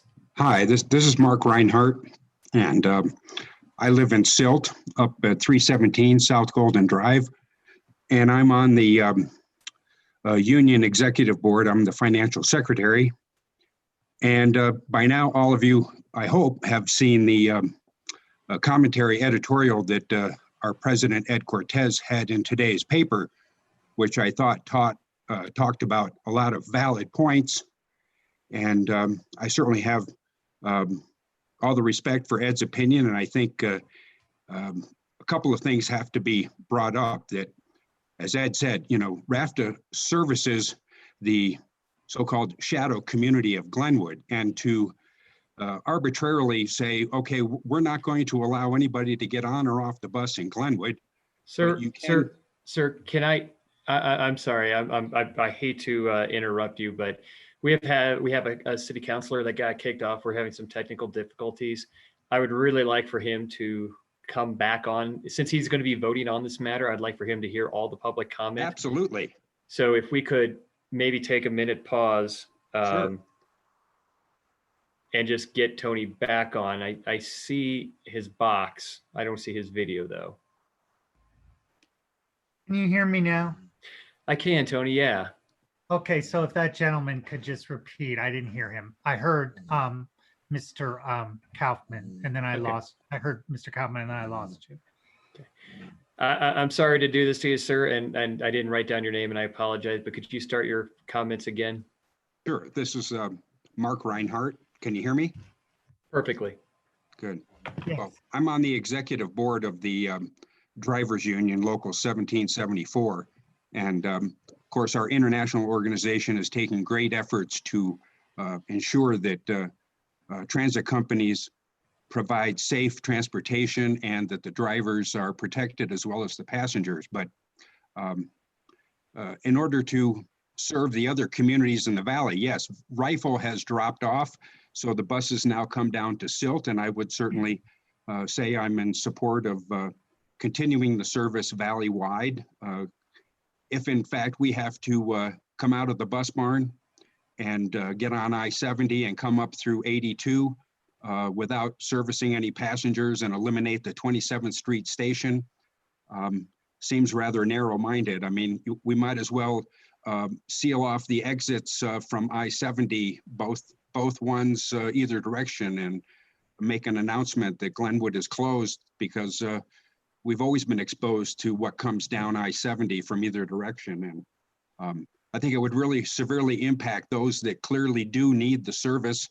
And the other collateral damage would be, you know, how can the rest of the valley be served adequately? People that would, drive to Carbondale in order to get on the bus, in order to go to Aspen, or people that from Silt and Newcastle suddenly cannot get off in Glenwood Springs. I mean, it's just a whole host of problems that seem to come up. And I would certainly suggest and encourage everyone to, as you've made mention of, meeting again on Thursday, because there has been very little notice of this until just in the paper the other day. And I know that Dan is very concerned about the action. I know the RAFTA board is very concerned about the punitive action that, you know, you folks are considering.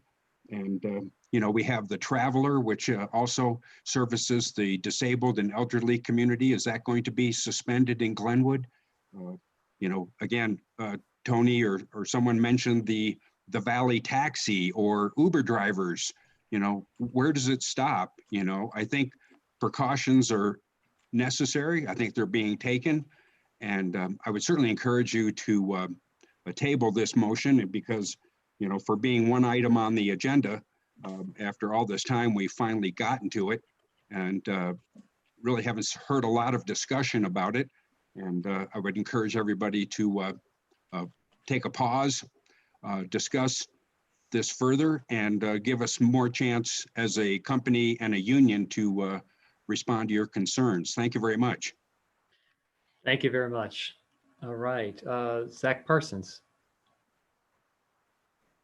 All right, thank you. I just wanted to chime in just briefly. I do have some concerns about what I think can be labeled as the overreach of City Council as it relates to this decision.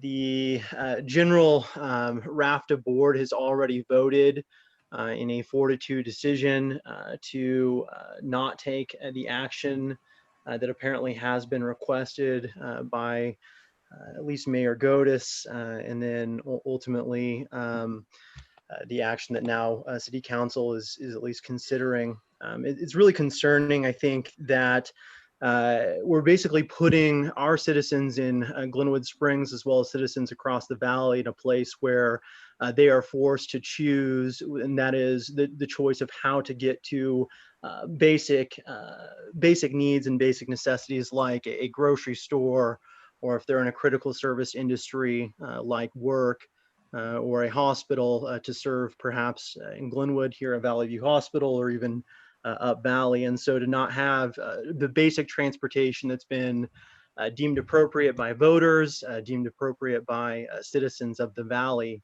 I think it's very concerning, especially when it's the decision of one city council and not the decision of an entire board that is in place to make these sorts of calls. I echo many of the concerns of some of the previous citizens that have talked, or at least the 2 other citizens that have talked here tonight, as well as many of the others that have either commented or discussed or shared the opinion that was posted in the Post-Independent, I believe it was yesterday or today. I'm really hopeful that the City Council steps back from this epidemic and really recognizes that one of the beautiful parts about Glenwood Springs and Garfield County is that our locals are empowered to make good decisions. We are a group of people who I think are concerned for one another and the safety of one another. And we're going to take actions, I think, to protect our fellow member of the community, regardless of what City Council does. And so I think the real concern here is the government overreach that's happening, and not the pandemic itself. The steps that the RAFTA board have taken, as well as the individual drivers, all of the stakeholders that are there, I think show the level of responsibility that we would expect out of an organization in our community. And many other organizations are following suit. And so I think that it's really important to defer to them, to defer to the individual and the individual responsibility, and to step back from what I think is an overreach of our city council. Thank you. Thank you, Zach.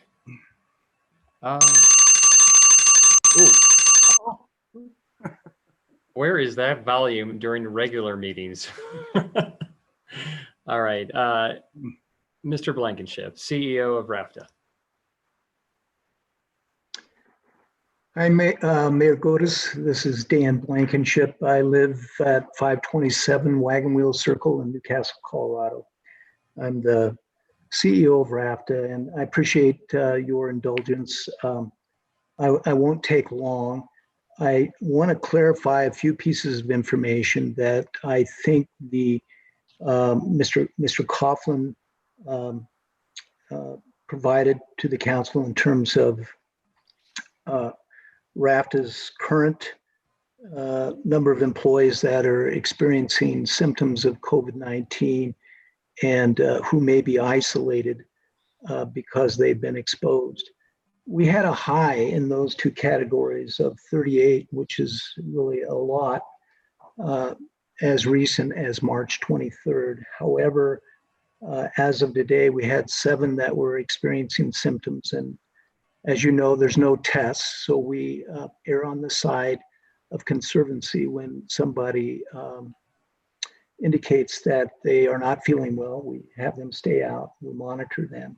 We have 1 employee out for because of possible exposure. So we've come way down, and I think that's in part due to the fact that we have been fogging our buses with Viricide every day, every bus that goes out. We're also fogging our break areas for drivers every other day, and our administrative facilities where there are very few people working right now on a weekly basis. We have created social distancing space on the buses for the bus operators by roping off as far back as the front wheel wells, the beginning of the side-facing aisle seats. That provides probably 6 to 8 feet of social distancing space for them. And we have dispensed with the collection of fares. So the bus operators really have very little interaction with the bus passengers who are now being required to get on and off the bus from the back door. We're using low floor buses only that have 35 seats, but we are going to be marking off the seats so people will know where they can sit. And the limit will be somewhere in the neighborhood of 9 to 10 passengers that will be permitted on each trip. And then we will be providing backup buses when that limit looks like it's going to be exceeded. We have obtained some masks for, I think they're used for exams. Those are going to be starting to be distributed to our bus operators. We have others that are on order, so our bus operators will have them. I applaud your effort to encourage your citizens to wear masks. We'll be pushing out information through our social media mechanisms to encourage our passengers to wear masks or scarves or gaiters or whatever they can to cover their mouths when they're out. Well, I just want to say, and thank you so much. I will end up here in a second. Bus staying is being used as a reason why RAFTA services should be terminated. They are doing it because the number of people that use it, or the majority of people that use their service, are using it for discretionary purposes, not for essential purposes. Summit Stage suspended its services. It's now providing kind of a call-in dial ride service where they screen people for essential purposes.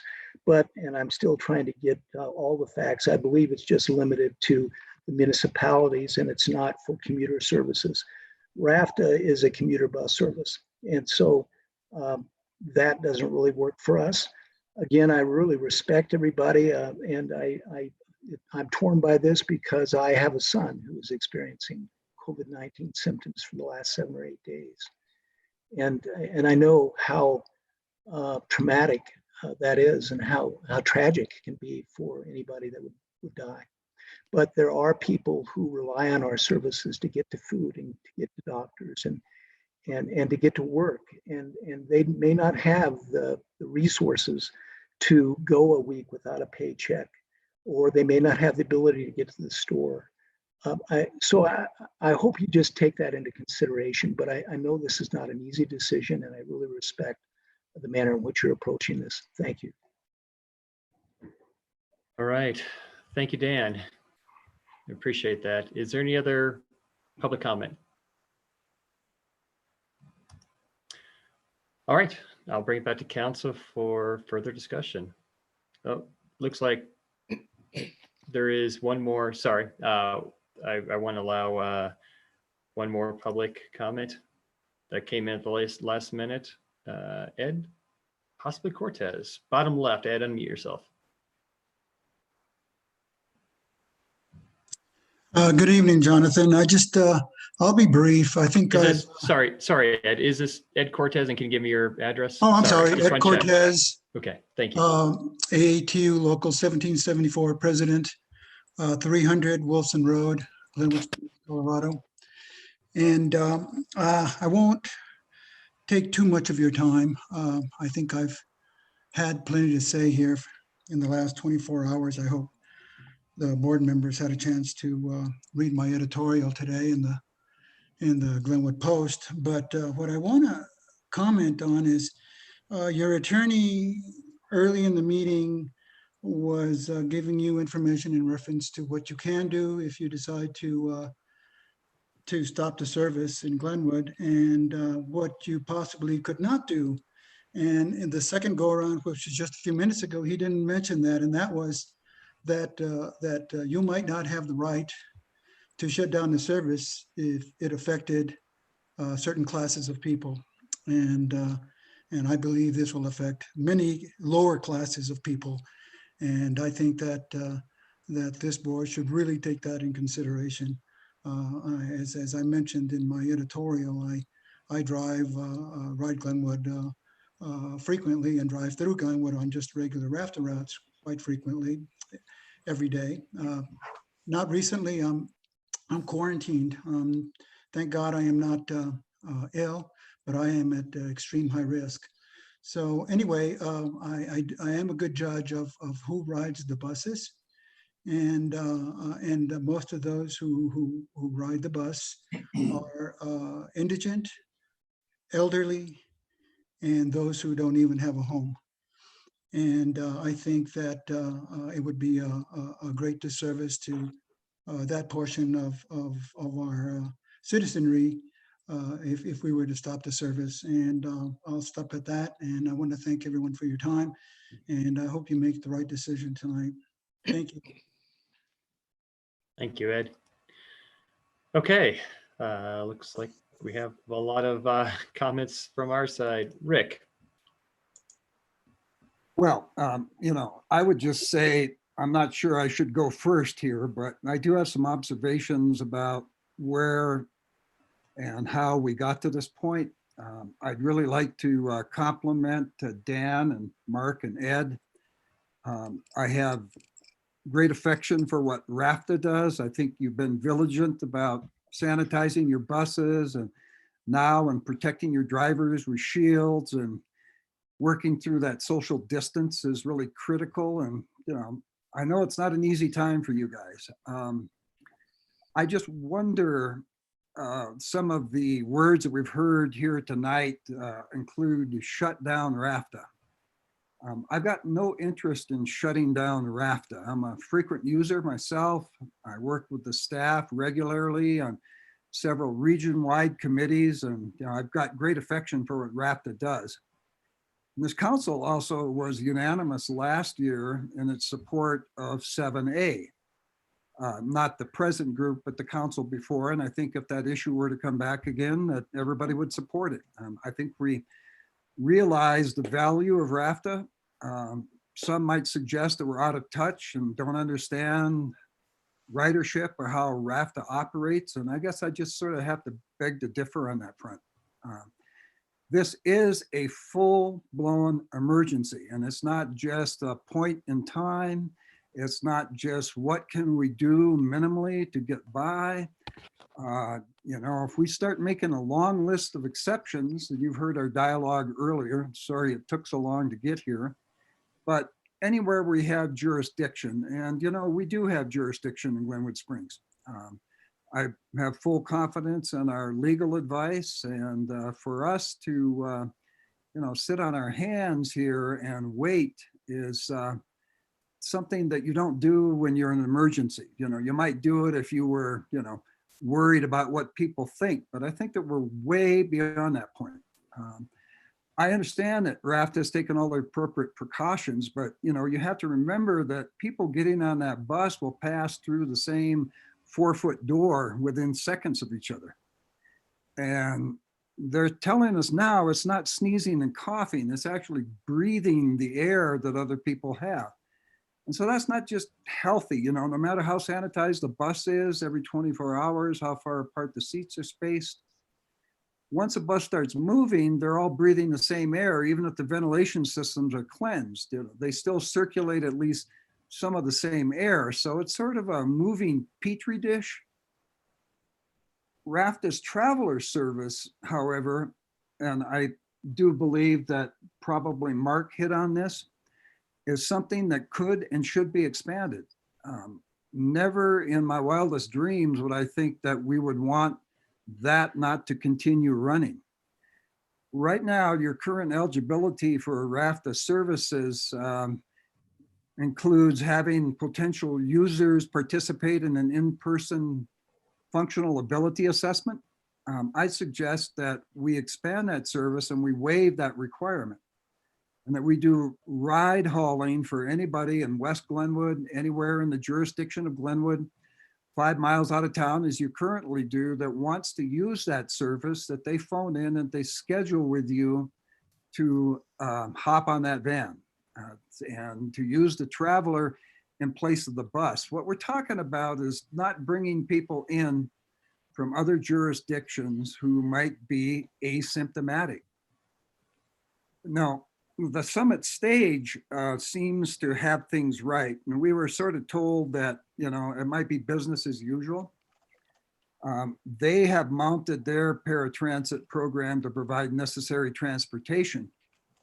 And let's be clear, the state of Colorado's Public Health Order 2024 says all travel, including but not limited to travel by automobile or public transit, except necessary travel is prohibited.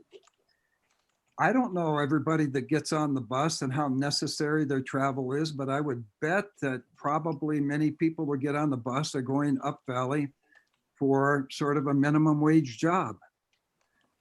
And they're forced to ride public transportation, as we've just talked about. Is putting them on the bus, providing them access through that narrow portal of entering the bus really in their best interest? I think we can come together as a community and figure out people who are economically deprived because they can't get from point A to point B. But I don't think that we owe it to anybody to say, you know, we're willing to take a chance. You may be asymptomatic, you may be symptomatic. Come on the bus, mix and mingle outside the bus. You know, this is an emergency. People are going to die. I don't want to look back on this time and say, I just sat on my hands and said, you know, let's just try to normalize this situation here. This is not a normal situation.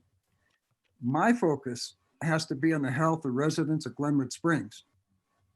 I'm concerned about our up valley neighbors, our down valley neighbors, our sideways neighbors.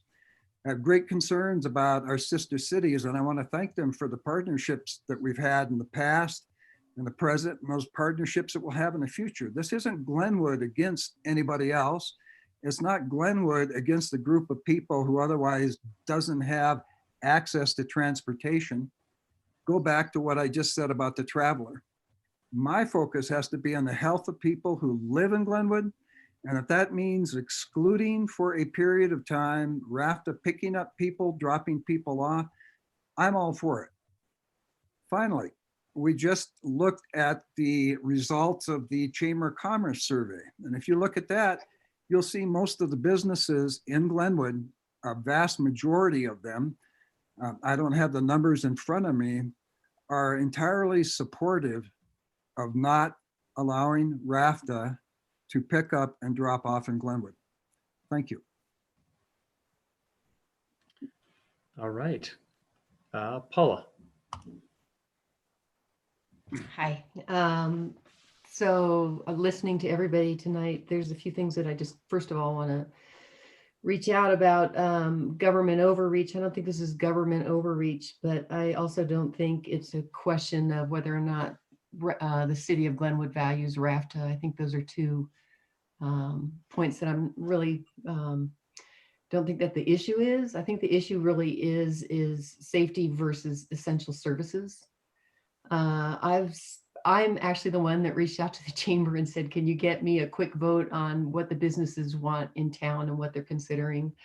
I've reached out to Valley View Hospital. I've reached out to nonprofit organizations because I really do want a good feel of what does this service mean for our town, this essential service. When I listened on Friday to the RAFTA board meeting and saw some of the numbers that came up, it looked like most of the on and off the bus, the highest on and off the bus numbers were in Glenwood Springs. Meaning that people do use this service in town and need this service. The survey that they had was a very small sample, but it did show that 94% of the people using the transit system through RAFTA were using it for either employment, for groceries, or for medical services. There were only 6% using it for other reasons. So I don't think that many people are accessing the bus as normally does. As a matter of fact, I can say that from their numbers because they've dropped about 90% on the number of people using RAFTA to commute or to get to different locations.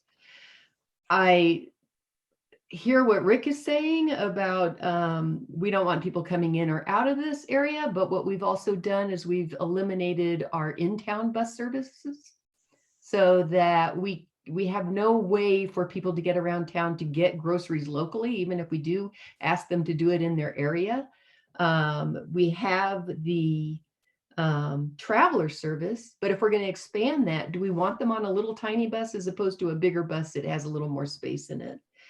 My biggest concern really though is essential services. I am concerned that there is going to be a population of our people that do not have transportation opportunities and won't have a way to get around, whether it's to get to their job. And if they're a low income job, that's a family that's working paycheck to paycheck.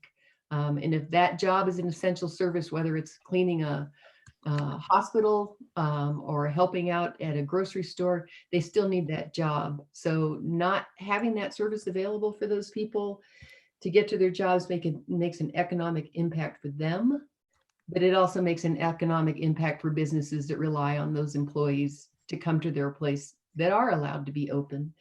This is not an easy answer. This is, I am struggling with this. I understand what Rick says, that this is a pandemic and we have to take every action we can to keep the spread from going on.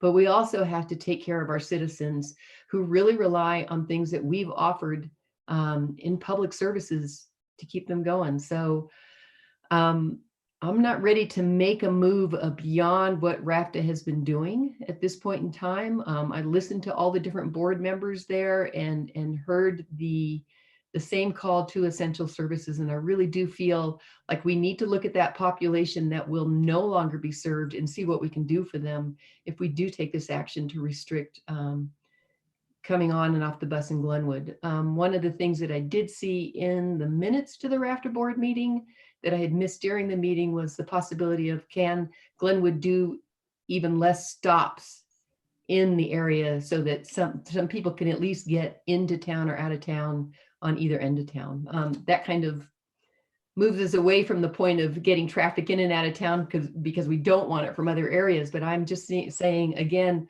what else can we do? And I'm not sure what Rick proposed as far as expanding the traveler is the best way to accommodate that. Thank you, Paula. Steve.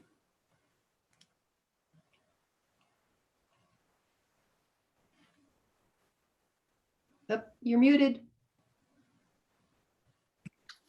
There you go. Now you can hear me. I hate sitting in this position. I never dreamed that as a city council, we would ever be making decisions of life and death. I thought it was about stop signs and the color of stucco on buildings. But here we are.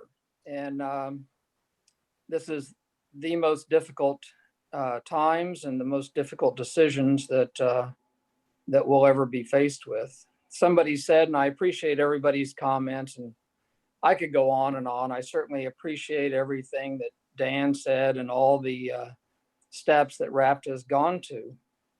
Somebody said in their comments, though, that this council needs to take a step back from this epidemic. Well, you can't step away from an epidemic.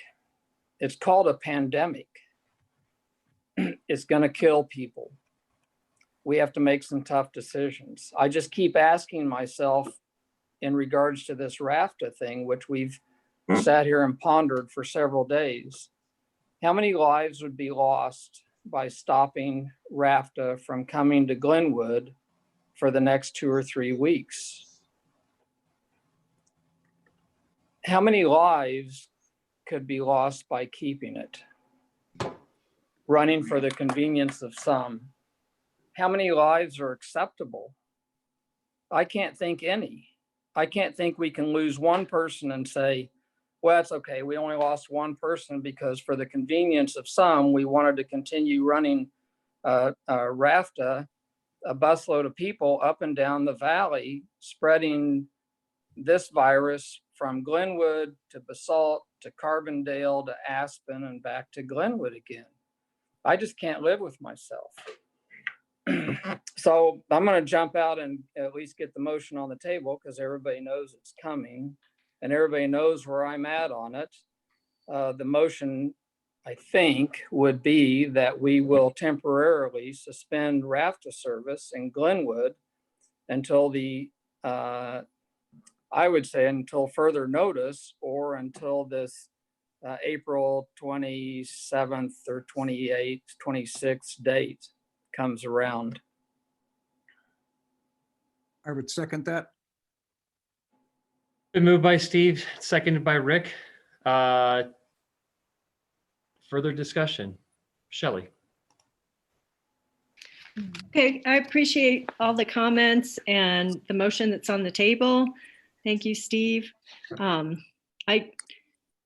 have to say, though, I'm gonna align more with Paula on this one right now. And I have to put a question out there because we are making critical decisions right now about people's health, but we're also having to make critical decisions about services and the welfare of people.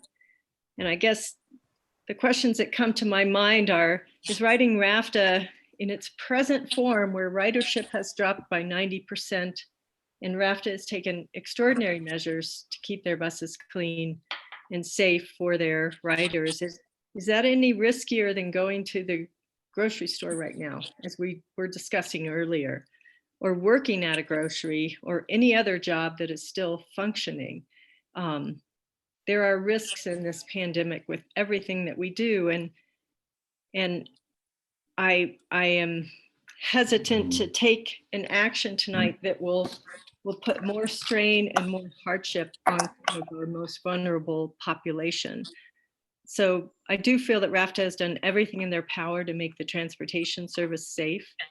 It's an essential service to those workers that are still employed, and have critical jobs and trips, but do not have their own vehicle.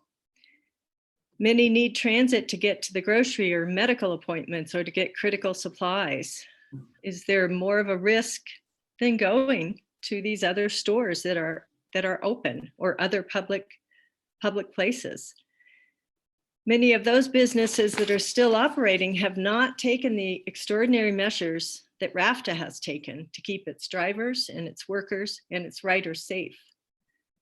Yet we are considering taking away this essential transportation from the very sector of our population that needs it most. I have to believe that the people that are still riding transit buses, they have few, if any, other options. And yes, there are people in the valley who do not own cars, or they may be disabled or unable to drive for some other reason. However, they are or may still be fortunate enough at this point in the pandemic to still have a job to go to, or they may need transport to get food or other essential services. These are not likely jobs that can be done at home for all those people that are working at home right now. So by suspending the RAFTA service to Glenwood Springs, we are potentially pushing more economic hardship on critical workers who need the service to get to work. I believe that we should trust our transit provider to make the most educated and informed decisions about the services that it excels in and provides. RAFTA has taken, again, extraordinary measures to keep its employees safe and keep its riders safe.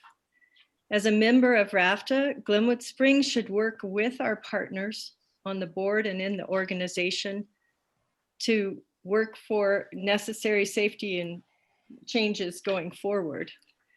But I would not like to see Glenwood step away and try to take this extreme action right now by preventing transit from coming to our city.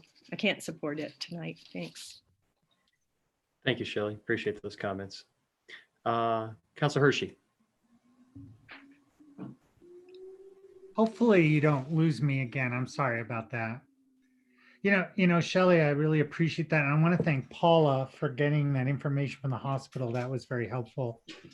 I think the argument that Jonathan and supporters of this make is that RAFT is a little different than the supermarket because it's regional and it moves people like the bus staying as opposed to the RTD in Denver.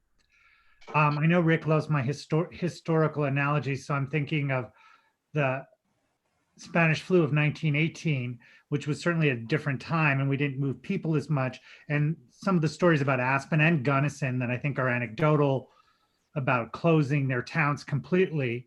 And that was good in 1918. Unfortunately, I think in 2020, that's impossible.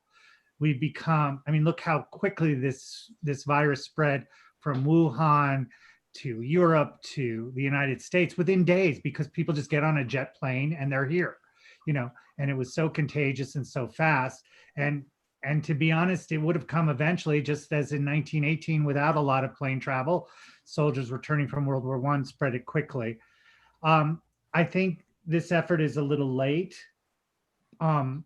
Normally, Jonathan, I would support you in this and I would vote to shut down RAFTA, but I've seen tonight a lot of government overreach that really concerns me from the members of this board. And, you know, I don't think I can be consistent with my earlier vote and say, well, fine, no, not everyone should wear masks. Oh yes, I'm going to call RAFTA. I think this is over control. Lastly, this is a wealthy person quarantine. Let's all be honest. Where do you think you guys are getting your Amazon packages from? Rick and Steve and Jonathan, where do you think these drivers all have to work, or all those people in the warehouses and the people at the McDonald's and the people at the restaurants and the people at the supermarkets? Sure, a lot of people, not me unfortunately, but are fortunate enough to be able to just work at home, or they don't have to work, or they let their jobs let them work at home. There was a great article in the New York Times all about this, that this quarantine is really for people who can afford to quarantine. And you know, if you're wealthy and rich, you don't take RAFTA, and Dan Blankenship will tell you this. It's for older people, it's for kids and children, and it's for the poor, frankly. That's who takes RAFTA, the working people, and they need it. And you know, Shelley just convinced me, so I'm gonna vote no. Thank you. Charlie. Thanks. I've been struggling with this all day today, and it's not an easy decision. You know, as Steve said earlier, you know, I never expected a year ago to run for this office to have to make these kind of life and death type of decisions. My concern is I don't want to create division between us and RAFTA if we can avoid it. I did not get the opportunity to watch the RAFTA board meeting on Friday. I did try to read through the minutes and that information. I agree with Shelley. I think RAFTA's gone extraordinary measures to try to solve the potential for infection. But I'm looking at the survey set up by RAFTA, and we have 62% of the people are using RAFTA for other than work. And I think that Rick's idea, maybe expanded some, maybe the traveler's not size of the bus isn't the right thing, but something that would allow us to let our citizens get to the grocery store, medical appointments, those kind of necessities that they need to do when there's no transportation is important. And we should explore with a traveler, or whether we bring with the right Glenwood buses back on board and use that for spacing would be helpful. I am not going to support the present motion, but I think that, and so I drafted something earlier today, and I'm just going to kind of tell you what my thought was, is that I think we should advise RAFTA that they have a meeting Thursday. We give them until 5 o'clock on Thursday, not to get out of sundown as the old Westerns would do, but basically to come up with a better method of restricting the access to those buses. That would include that only basically essential employees with face coverings to load and unload onto and from RAFTA buses at Glenwood Springs be allowed on the buses. Those essential employees would be limited to businesses, not residential homes in Aspen. And that would be as those essential services are defined in the Public Health Order 2024.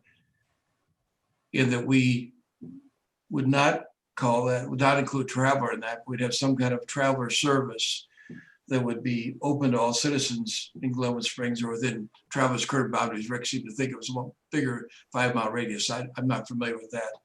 To get groceries, attend medical and similar appointments. And if RAFTA is unwilling to make that move, then I think on our meeting Thursday night that I would support this motion. And they need to be aware that it's strongly being considered, but to give them one more chance, because from what I understand from the meeting, and again, I didn't attend it, I just read the minutes and heard various versions of that meeting from people here and between the meeting on Friday and today, that RAFTA really just didn't consider it. It was more that we're doing what we think is right. And I don't know that's trying to find a compromise in something that works for Glenwood as well as everybody else within the RAFTA service area.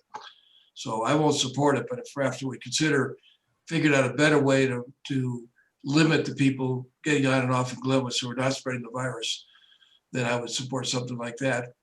Or on Thursday night, I may well support this motion. Okay, thank you, Charlie. I will have a few comments. I think this is tough for everybody. I've said it before, but I view everything through a lens of regionalism, and we cannot solve things in Glenwood that are bigger than us. And things that are bigger than us are things like transportation, affordable housing, childcare, environmental issues. Those are all things that we on our own can't solve, and some of it we can't do even as a valley.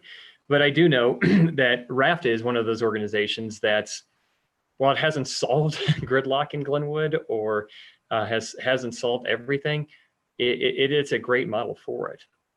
And so I view this conversation tonight with a lot of gravity about what we're contemplating.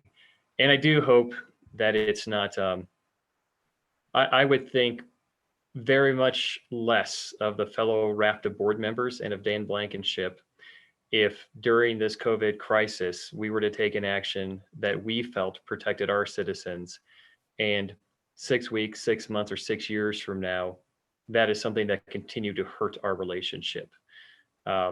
I know the character of Dan. I know the character of the other people I serve with on the RAFTA board. And while they may not agree with this potential action, or the fact we're even having this conversation, I think everybody is looking out, and I think it's reflective of the 6-2 vote that was taken at RAFTA Friday, is because the interests of the Up Valley communities are different than the interest in this specific case than the Down Valley communities at times. And I think we saw that action with Rifle. I think that's why we're contemplating it currently.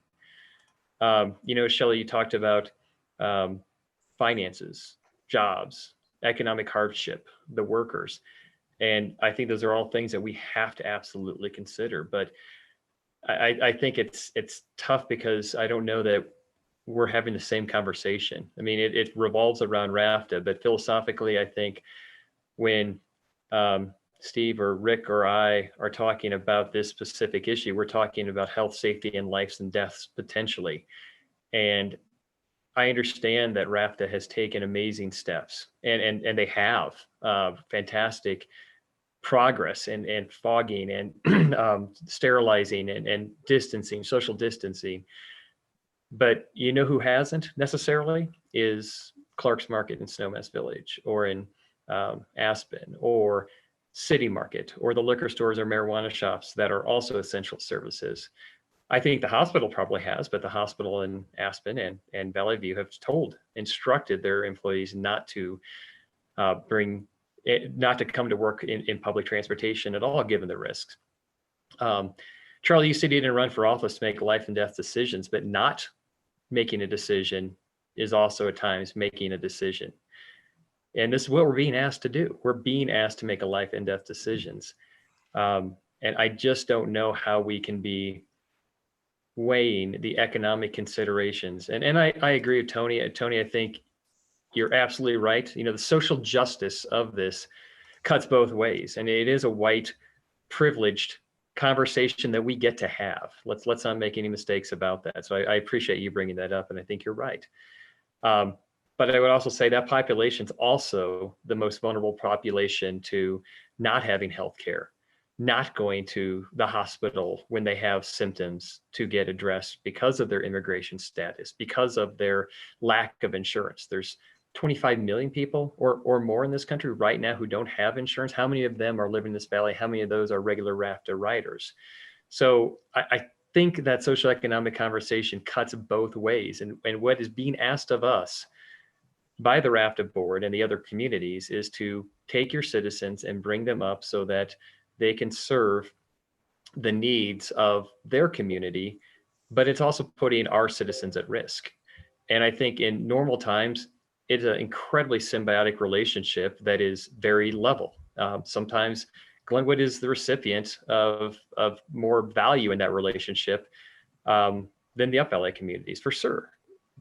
But I don't know that balance is similar when we're talking about health and safety and life and death. I just don't. So I will be supporting this motion. If it fails, I would like to hear Charlie's motion again and potentially maybe hear it Thursday. But, the other thing that I'm making this decision on is that I have not yet, and I would ask my fellow counselors, have they heard from someone yet anywhere in the public? This has been noticed on our first agenda on Wednesday. We spoke about it Thursday. It's been on the paper this weekend. Has anybody yet? We've had feedback, but we've had feedback in general. What about these people? The whataboutisms of, these people or those people. I don't know those people, and you don't know those people either, because I have yet, and again, I'll reserve judgment if you tell me I've spoke to this person and they have no way to get groceries. They don't have a car, they don't have a bike, they live too far away from the grocery store, they don't have a friend that can pick them up groceries while they're doing it, they don't live in a household that has a vehicle that they can have access to in their family or extended family. The idea, and that person that might exist that lives 4 miles away from a grocery store, that doesn't have a car in their family, that doesn't have any friends or any neighbors that are willing to pick them up groceries or prescription, or have no way to get anything delivered to them. If there's this huge population of people that is the facts for, then where are they? Where is Catholic Charities, Lift Up, Feed My Sheep, Where's Valley Settlement, to say, no, you guys are missing it. This is a huge population. I haven't heard about it. I've only heard about the potential that these people might be out there. And that's very hard for me myself to make a decision based on whataboutisms. So until I do hear those stories and those people and hear from them consistently, I'm going to advocate that we protect our citizens and their health first and foremost. So unless there's any other questions or comments, let's call the question. Catherine. Davis, Yes. Step, You say Steph? Sorry. Step, No. Willman, No. Voorhees, Yes, hell yes. Godes, Yes. Hope, No. Hershey, Did you do that on purpose, Catherine? It's random. You know, I appreciate what everyone on this council has done and how everybody is passionate. And I just want to say, no matter how this is, every single person here and every single person on the phone and Dan Blankenship care about this community, trust me. But my vote is no. motion failed. Okay, Charlie, did you have another motion you'd like to put forth? I do. Let me move screens here so I can read it. So I move, we advise RAFTA that unless they initiate restrictions on service by 5 p.m. on Thursday, April 9th, 2002, that would allow only essential employees with face coverings to load and unload onto and from RAFTA buses at Glenwood Springs. And by essential employees, I mean those employees are limited to businesses, not residential homes, defined as essential services under Public Health Order 20-24. That the City of Glenwood Springs Council will strongly consider restricting RAFTA from picking up or dropping off any passengers in the city. This would not include the traveler, which would follow all Public Health Order 20-24 restrictions and be open to citizens within the traveler's current boundaries to allow persons to get groceries or to attend medical and similar appointments. And I would add to that, when I put strongly consider, I would be voting for the motion that was just defeated if RAFTA doesn't make some better, more restrictions.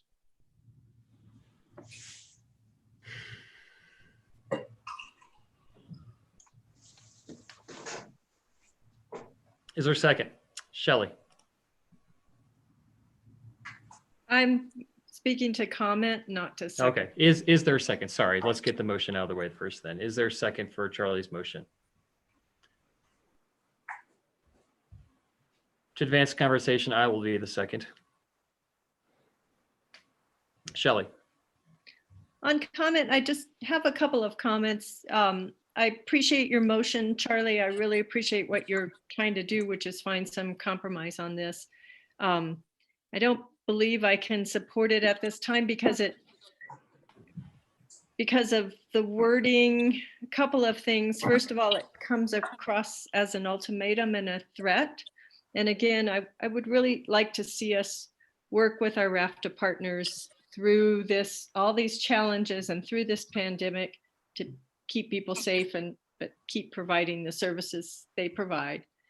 And the other thing is the specifics of saying that someone can't go to a personal residence. It seems like it's trying to micromanage who's doing what. And to me, that is a government overstep. Jeannie McQueenie from Eagle County brought up an important point at the meeting last Friday that, you know, some people traveling on these buses to get to Up Valley, or I really want to remind everyone that when we were in the heyday of, 2-3 months ago, before this really started to hit, Glenwood was importing 2,500 workers.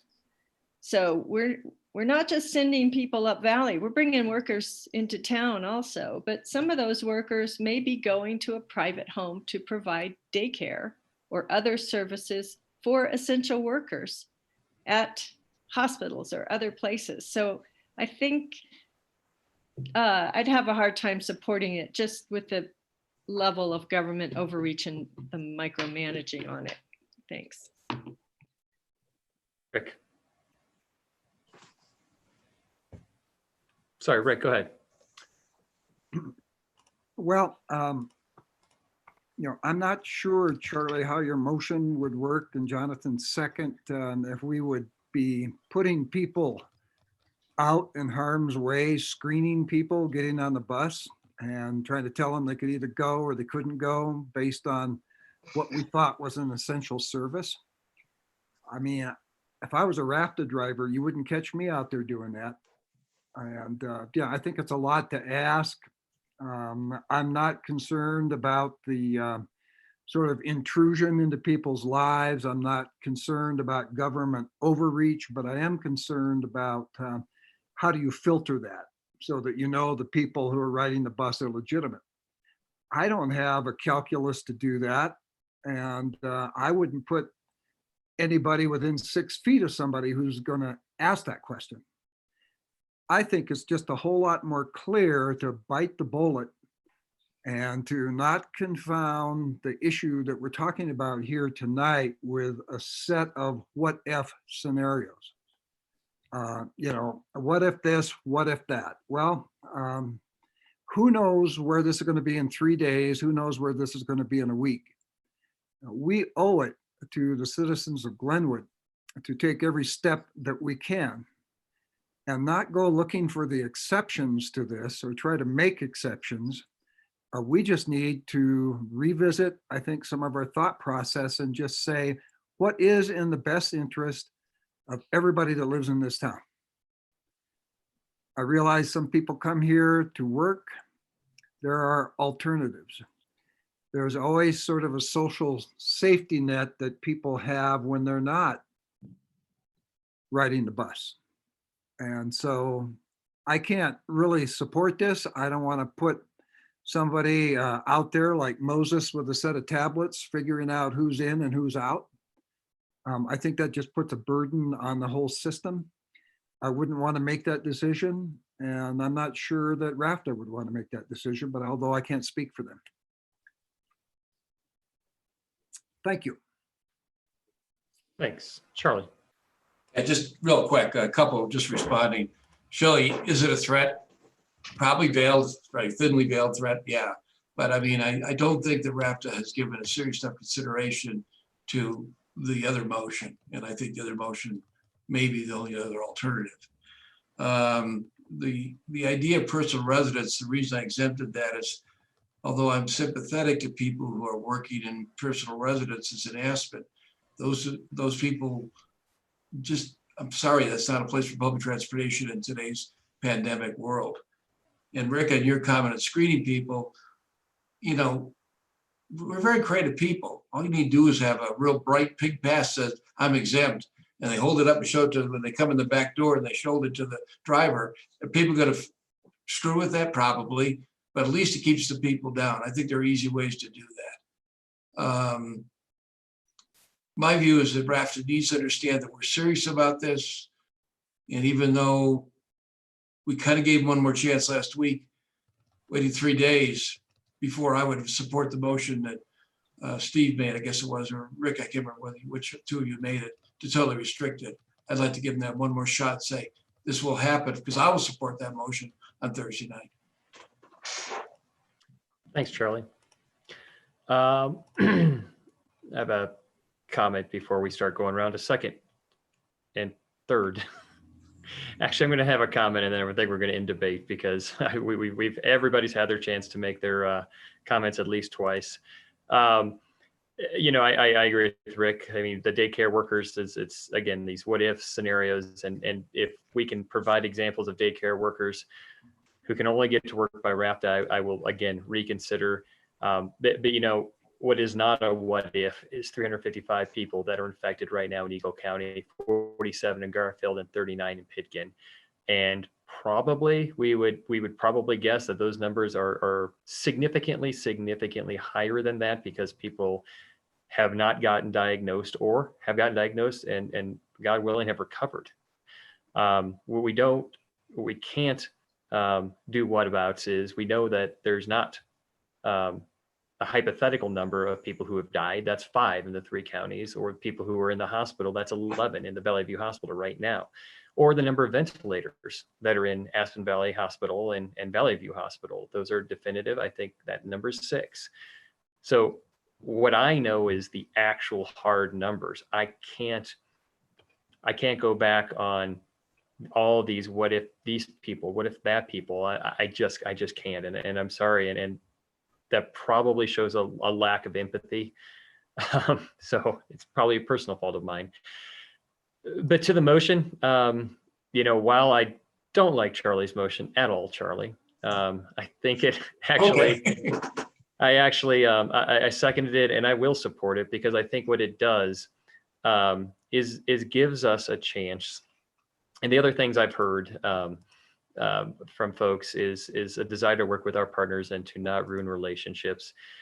I don't think this is a relationship ruining conversation, but Thursday will have been over a week now since RAFTA has known of our intention.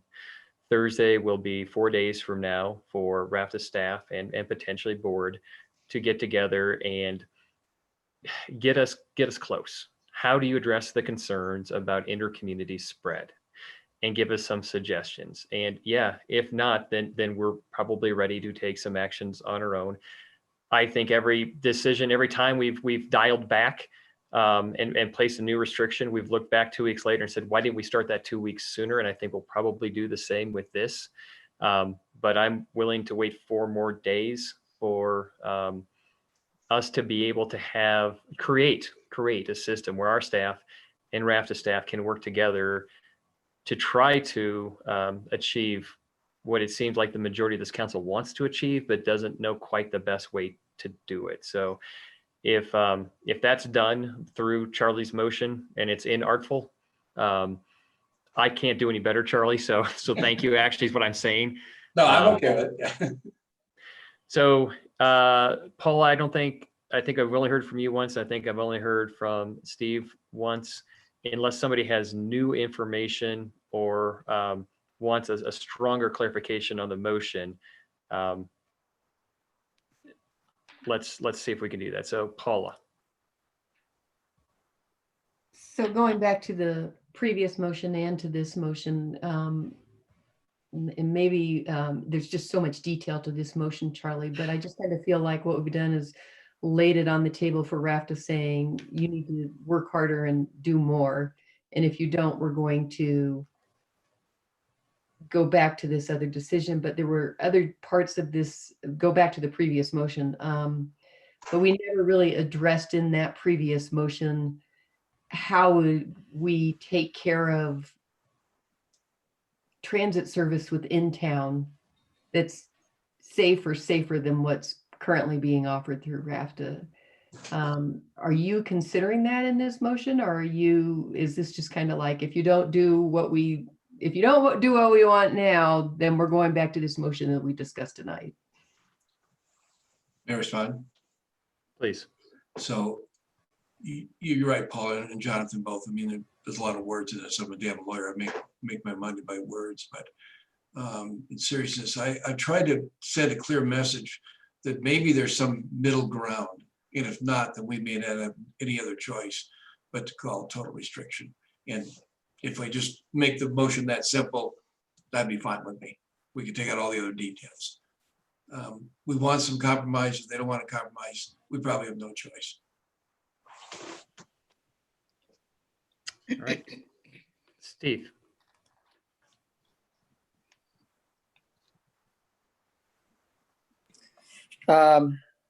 Yeah, I don't like your motion either, Charlie. But, I didn't like mine either.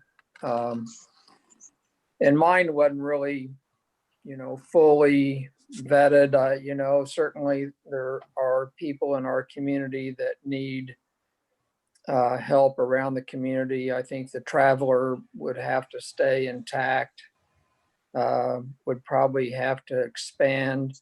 The problem we have is we don't have a minute. We don't have a day. I don't have till Thursday. I don't have till a week from Thursday. I didn't have till last Thursday because your infection rates are going to go up.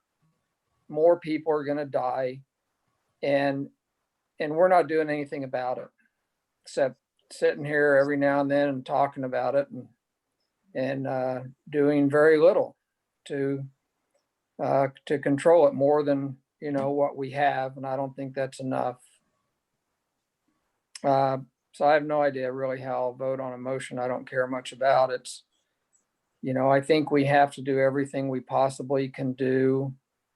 I don't think we can leave it up to each individual in the community to make the decisions that are right for my family or yours or anybody else's.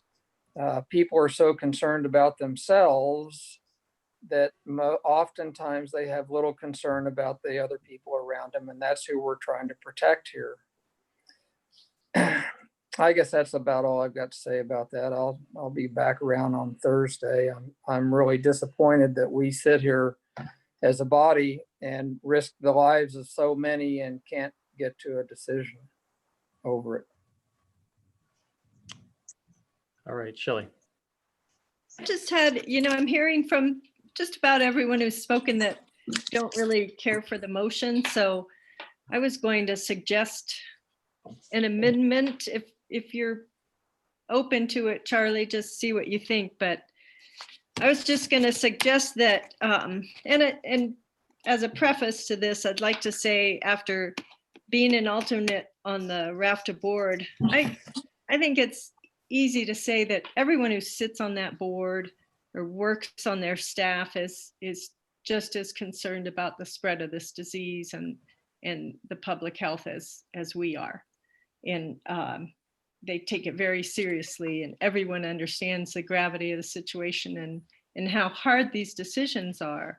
So I would suggest an amendment to the motion that Glenn would continue to work closely with the RAFTA board on additional safety measures for the bus. And, you know, I would support things like requiring masks or facial covering to be worn on the buses, you know, possibly screening people or having a essential services identifier or something like that. But work with the board and with the RAFTA staff who have expertise in running a transit system and things that might work.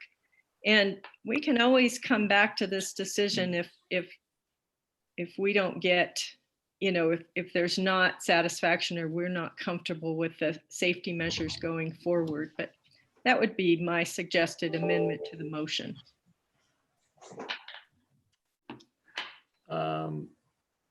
Charlie, do you want to respond to that amendment, or do you want to take comment from Rick and then respond to that motion? I'll leave it up to you. Let Rick go, you know, if you don't mind, yeah. Yeah, you know, so the issue is sort of being kind, being truthful, and being helpful. I think everybody's trying to be kind, and I have no reason to doubt the truthfulness of anybody who sits on this council. I think we're trying to be over kind here, though. I think we're, you know, adopting the mantle of looking out for the small person. And we're doing that in the context of letting, you know, 80, 90% of everybody else just sort of hang out there. And I think it's a mistake. I think the longer that you kick this can down the road, the more remorse you're going to have when the numbers start spiking. And, you know, I didn't get on council to make everybody happy. I can't even make myself happy most days, but, you know, make you guys happy is one thing. Make the RAFTA board happy is another thing. But standing up and just saying we're putting our foot down, you know, we're going to let the chips fall where they may. We should have had this conversation a month ago. and you guys want to keep going and going and going on it? I'm sorry, folks. That's just not leadership in my books. Thank you. All right. There is a motion from Charlie. And then there is a suggested amendment from Shelley. Charlie, would you like to respond to that suggestion of a motion amendment by Shelley, or are you good with your original motion? I'm happy to consider what Shelley is saying. I think that's a message I'm trying to send Shelley, that is, I want to work with you, but as much as I hate to do it, I'd want to have that trigger, because I agree with what Rick and Steve and Jonathan have all said, that I honestly don't like to delay the 3 days, and more and more I think about it. So I think just RAFTA needs to figure out there's got to be a better way to run this system that still protects our citizens from viruses being brought up and down the valley by people who, not intentionally, but unintentionally, are carrying this virus. So bottom line is, yeah, sure, I accept that. If Who's the second, Charlie? Just out of, you were. oh, okay. Can I ask for clarification, Charlie, on accepting the amendment? I don't think Shelley was putting a timeline on it. I don't think she had I 30 know. days of deadline.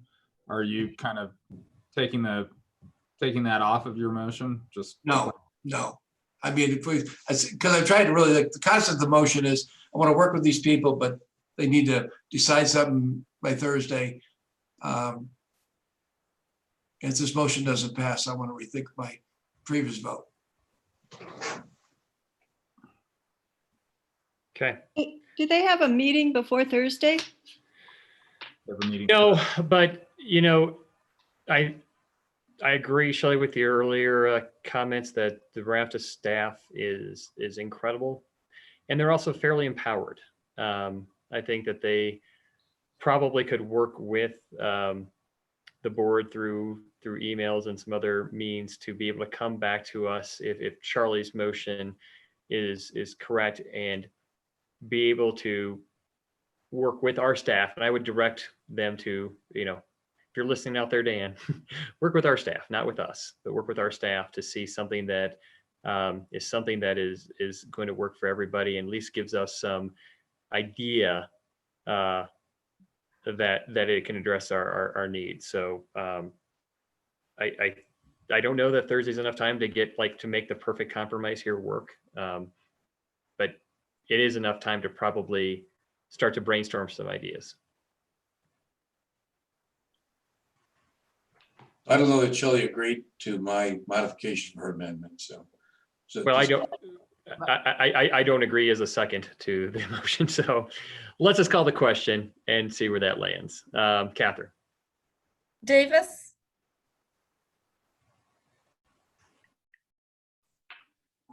Is this the original motion? This is Charlie's original motion to give RAFTA until Thursday to come up with a better way to run the system to provide higher degree of protection for the citizens of Glenwood Springs. Thank you. Okay. I guess that's an okay. I guess that's a yes. Thank you. It's a reluctant yes, because my back's up against the wall here and I don't have many choices, many options. Steph, Oh, man, I'm still thinking this through. So then the question is, just to clarify, Charlie, then the question is, we immediately go back to eliminating all RAFTA service. That will be our vote Thursday night if they don't work further. Is that correct? Well, all I can say is that that's the way I would vote on Thursday night. Everybody else has got to decide they're going to vote. We can't commit any of us to voting a certain way on Thursday. Okay, so the vote would be opened up again. Right. I think, if I may, Paula, I think we will probably have a similar conversation, but maybe with more data and more partnership with RAFTA by Thursday than we do tonight. Well, because because this situation changes day to day, as you all have mentioned, and I know it's really important, I'm going to vote yes, because I think that we should keep this conversation going, because we will have to make changes day to day, I think, in the next 2 weeks.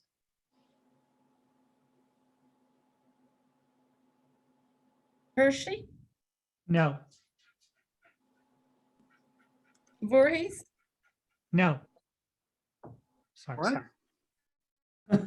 That was Tony again. Oh, yeah. I think somebody got confused and thought they were me or something, but, I would vote yes for this if I thought you guys had the starch to actually do something on Thursday. But I'm not so sure that that's in the cards. I could see us coming back Thursday and having this conversation all over again, talking about exceptions and, how many kittens can we bring in from the cold while the clock is ticking, ticking, ticking, ticking. So I'm going to vote no. Willman, I'm sorry, what was the vote so far? Doesn't matter. My brain unfocused. Who voted what so far? You can't vote against the motion you No, called, you Charlie. can't count votes now, Charlie. Who said I can't vote against the motion? I've heard that is what you can't do. Yes. That's not true. Oh, okay. I'm sorry. Go ahead, Charlie.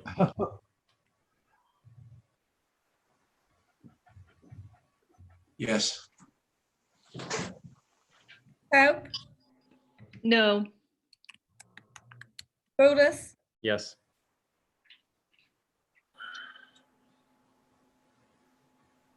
motion passes. Well, that was easy. Thank you, everybody. I didn't, I don't like that. I think everybody, no one's happy with how this conversation went or the outcome of the conversation. I think it was a good public discourse. I think what we heard is we really want to be working with our RAFTA partners. We'd like to have this conversation again Thursday. And I appreciate everybody's opinion. It's no less or more valid than anybody else's, and everybody's making the best decisions that we can in this time. So let's make sure that we recognize that about ourselves, about all of our partners at RAFTA, and continue this conversation in the respectful manner that it deserves Thursday evening. And can I just add briefly, I respect the opinion of everybody on this board up here. This is a damn difficult decision, and I really hear what Steve and Rick and Jonathan are saying, that every day we wait is dangerous, and I'm fully conscious of that, and just not an easy decision. So.